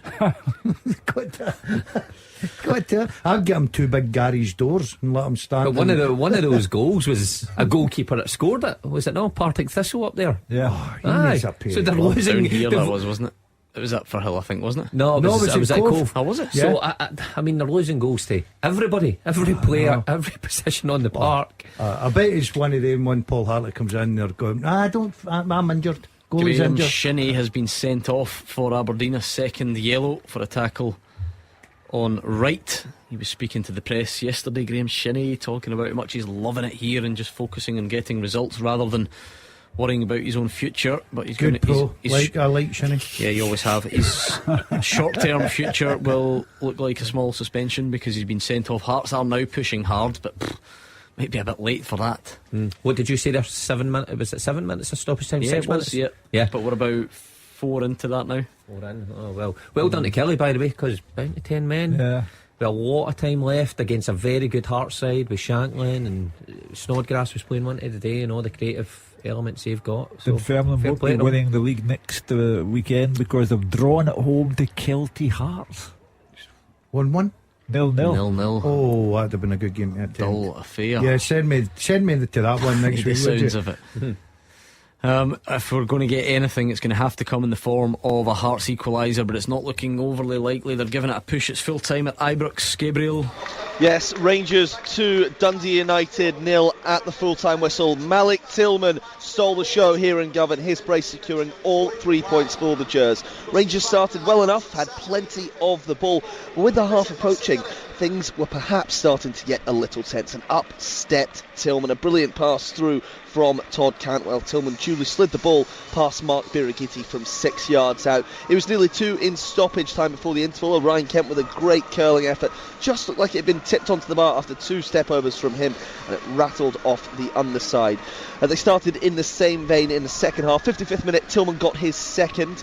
He took his time in the box, just keeping it away from defenders with a few lovely touches. He struck it low, he struck it hard, and the keeper got a hand on it, but he couldn't stop the net bulging. That's his 12th goal of the season, his first campaign here in Scotland. The game just opened up from there. Tillman, Kent, Cantwell zipping the ball about. A really good display, and the second half was some of the best football we have seen under Beale, certainly here at Ibrox. And those three behind the striker, so bright, look like they've got great link up, and that's positive for them going forward. But they created so many chances. Morelos, Jack, Tavernier, Barisic, Kent, all could and some should have scored. Beale will want his team to be more clinical going forward. The foot came off the gas in the last 15 minutes as several changes in personnel and formation were made for Dundee United. A tough day. I mean, it could have been worse. Their best effort was Craig Sibbald in the first half. A swerving strike from about 20 yards out, just missed the target. A great effort, but that was all they had all afternoon. And looking at Rangers, they've got the gap down to 6 points now. The pressure is back on Celtic to extend it to 9 when they go to Dingwall tomorrow before next Saturday's Old Firm at Parkhead. So all eyes now turn to the hoops, but it was all about Malik Tillman today. Full-time here at Ibrox. Rangers 2, Dundee United 0. Come on then, Rangers fans, what did you make of that? How impressed were you? I take it Malik Tillman caught the eye. How do you feel about trying to make sure you sign him in the summer? Get your calls in right now, please. First other full-time whistle was Easter Road. Roger Hanna. And 1, Motherwell 3. Kevin Van Veen reaches 20 goals for the season. It's Wales' first win over Hibs in 8 games, and relegation is now just a distant worry for Stuart Kettlewell. 13 points from 18 under the new boss. Motherwell are up to 8th in the Premiership table, and it was a deserved win at Easter Road to hurt Hibs' Euro ambitions. It's their 3rd straight defeat. There were jeers from the home fans in the main stand surrounding manager Lee Johnson, who was in the director's box, but it was the Steelmen from start to finish who dominated. It could have been ahead inside 7 minutes. Kevin Van Veen threw a great save by David Marshall. The ball rebounding to the edge of the box where Dean Cornelius was fouled by Jake Doyle-Hayes. He landed a booking, but a bigger punishment was when Sean Goss fired an exquisite left foot free kick into the postage stamp corner from 22 yards. That really set the tone. Hibs had half chances. Matthew Hobbs cut back, hacked away by Paul McGinn. Liam Kelly making a save from Kevin Nisbet, and then Chris Cadden coming off the right flank and curling a left foot shot off target. But Van Veen almost scored just before the break, busting clear, poking a shot beyond Marshall, but it slipped inches past the post. He did get on the score sheet after 54 minutes, however, this time from the penalty spot. A ball spinning between Blair Spittle and David Marshall. The Motherwell player just got his toe to it at first. He was cleaned out by the Hibs goalkeeper, who earned a booking. It was VAR checked, but it was confirmed as a spot kick. Van Veen hit it. Marshall got his body to it, but it just squirmed under him and into the back of the net for 2. Goss then tried to beat Marshall from the halfway line, just like Patrick Schick in the Euros, but the keeper this time got back to hold it under the bar. Motherwell sent on Harry Payton for a debut for the injured Spittle, and out the blue, Hibs get a lifeline in the game in 62 minutes. Cadden's cross, Nisbet's header. It was 2-1. Harry McCurdy, the Hibs sub, then threatened an equaliser with an angled drive that flew inches wide of the far post, but Motherwell got back on top and got a deserved third in 81 minutes. Debutant Payton, he was floored by Will Fish at an angle on the left just outside the box. Another set piece, another fine finish by Van Veen, right footed across Marshall, into the far corner. He was head and shoulders above anyone else in the park this afternoon. He deserved the win, so did Motherwell. Hibernian 1, Motherwell 3. Great result that for Motherwell through in the capital. We've also got full times at St Mirren. Fraser Wishart. Yeah, full time here. St Mirren 3, Livingston 0, and a standing ovation from the three home stands for the players. The St Mirren fans absolutely delighted with their 9th home win of the season. I said beforehand, it was a must win, and they did so comfortably. All the goals coming in the first 45 minutes. 2 penalties by Mark O'Hara, both for handball given by VAR, and Sandwich in between. A first goal for the club by Tony Watt, and all assisted by Curtis Main, who was outstanding.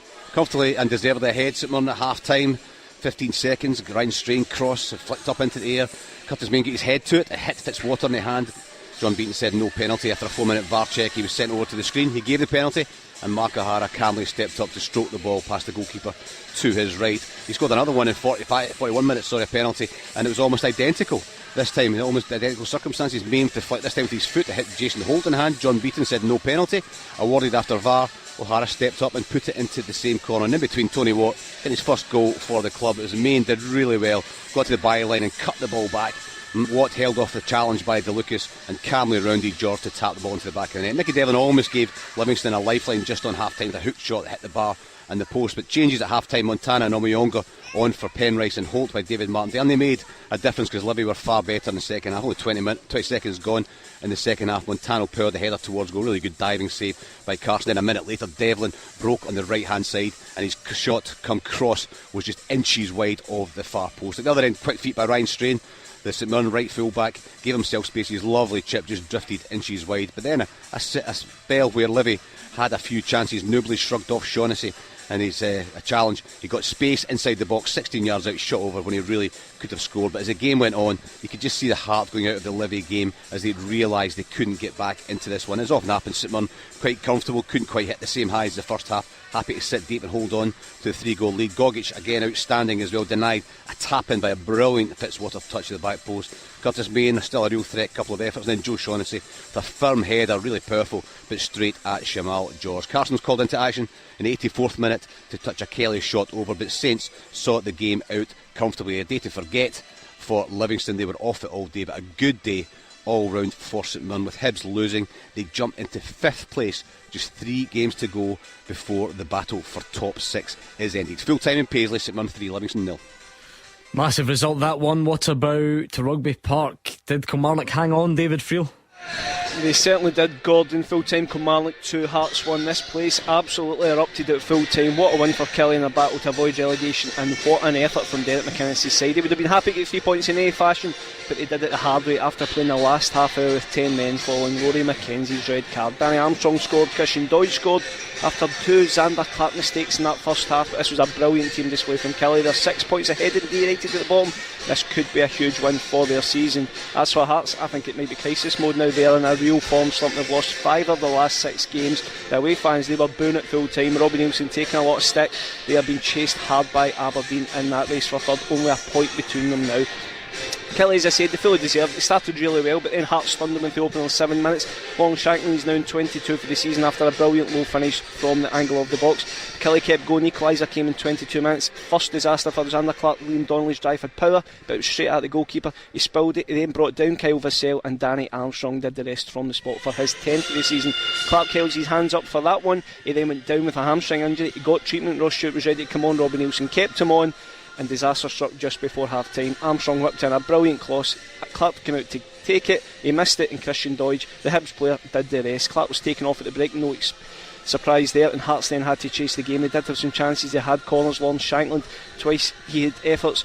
Sam Walker pretty comfortable saves, but then came the red card on the hour mark. Rory McKenzie, he was guilty of following through on George Grant. It was a VAR check. He was sent off. After that, you thought Hearts were going to come strong, but they didn't really. Kelly were good. They kept in the break. Kyle Vassell had a chance. Young David Walsh, absolutely outstanding. He had a chance as well. Hearts did press in the final stages, but Kelly held on, and they fully deserved it. They placed it at full time. The spirit of togetherness. Kelly fully believe they can stay up. As for Hearts, a lot to chew over. Full time, Kilmarnock 2, Hearts 1. Another huge result in 2 different ways, you'd have to say. Kelly fans, Hearts fans, you're more than welcome. Step up to the plate and talk to us. What about McDermott Park, Dave Galloway? St Johnstone 0, Aberdeen 1, and all action start to this game. Saints going very close after a corner. Gordon's volley brilliantly parried by Roos, who also did well to deal with Considine's follow-up. But Considine got a straight red card on his birthday as well for a last-man challenge on Majowski, who'd been put through by Shinnie following a VAR review that also changed a penalty award to a free kick just outside the box. Visiting keeper Roos, though, was forced into action shortly after to block Rudden's effort at his near post. At the other end, Ramadani's curler from the edge of the box clipped the woodwork, and it took a superb save by Matthews to turn McDonald's header from Clarkson's free kick behind. Aberdeen went ahead after 31 minutes. McDonald connected with Hayes' corner. Matthews seemed to have dealt with things but fumbled the ball in. Majowski headed Hayes cross wide in first half injury time when he really should have hit the target, and that was a very decent chance to make it 2-0. In the second half, plenty possession from Aberdeen, but St Johnstone were very well organised and making things hard for their opponents. This meant that there was very little happening of note in contrast to an entertaining first half. Saints, though, should have equalised when May's cross found Hallberg, but his header lacked the power or direction to trouble Roos. But Duncan went close to doubling the Dons' lead. The young sub cutting in from the right-hand side to curl a drive from the edge of the box that flashed wide. Hallberg looked certain to score an equaliser for Saints when Murphy set him up, but he miskicked right in front of goal, while Clarkson failed to hit the target when he had space in the box at the other end. On 91 minutes, Aberdeen skipper Shinnie was sent off, a second yellow card for him for a tackle on right. St Johnstone, it has to be said, deserve a lot of credit for their gutsy second half display. A header from skipper Gordon hitting the bar right at the death. But it's job done for Aberdeen, who narrow the gap on third place in the Premiership to just 1 point. St Johnstone 0, Aberdeen 1. A very, very interesting day indeed. So let's hear your thoughts. 01419511025. That is the beauty of this stage on a Saturday. You've been to the game and you then tell us what you made of it. Always like this last hour of the show, we get everyone involved, so let's hear it then. Rangers fans, you'll be coming out of Ibrox now. What did you make of that today? How satisfactory was it? There's been a bit of a theme this season where you're always looking for a bit more and feel you should have scored more, and the performance was a bit underwhelming. Was it like that today, or was it better? Malik Tillman was clearly the star of the show. How would you assess his performance, and how do you feel now about making his move a permanent one in the summer? Pick up the phone and let us know. Motherwell fans, come on, surely some bragging from you, going all the way through to the capital, coming back with 3 points. And if we're talking about capital woe, Hibs and Hearts would be in there together. You Hearts fans, where are we? Are we in crisis mode yet, or is there still a bit to go? Do let us know. St Mirren fans, arguably result of the day from you, why not get in touch? And Celtic fans will preview Ross County against Celtic for tomorrow as well. So come on down. 0141 951 1025. After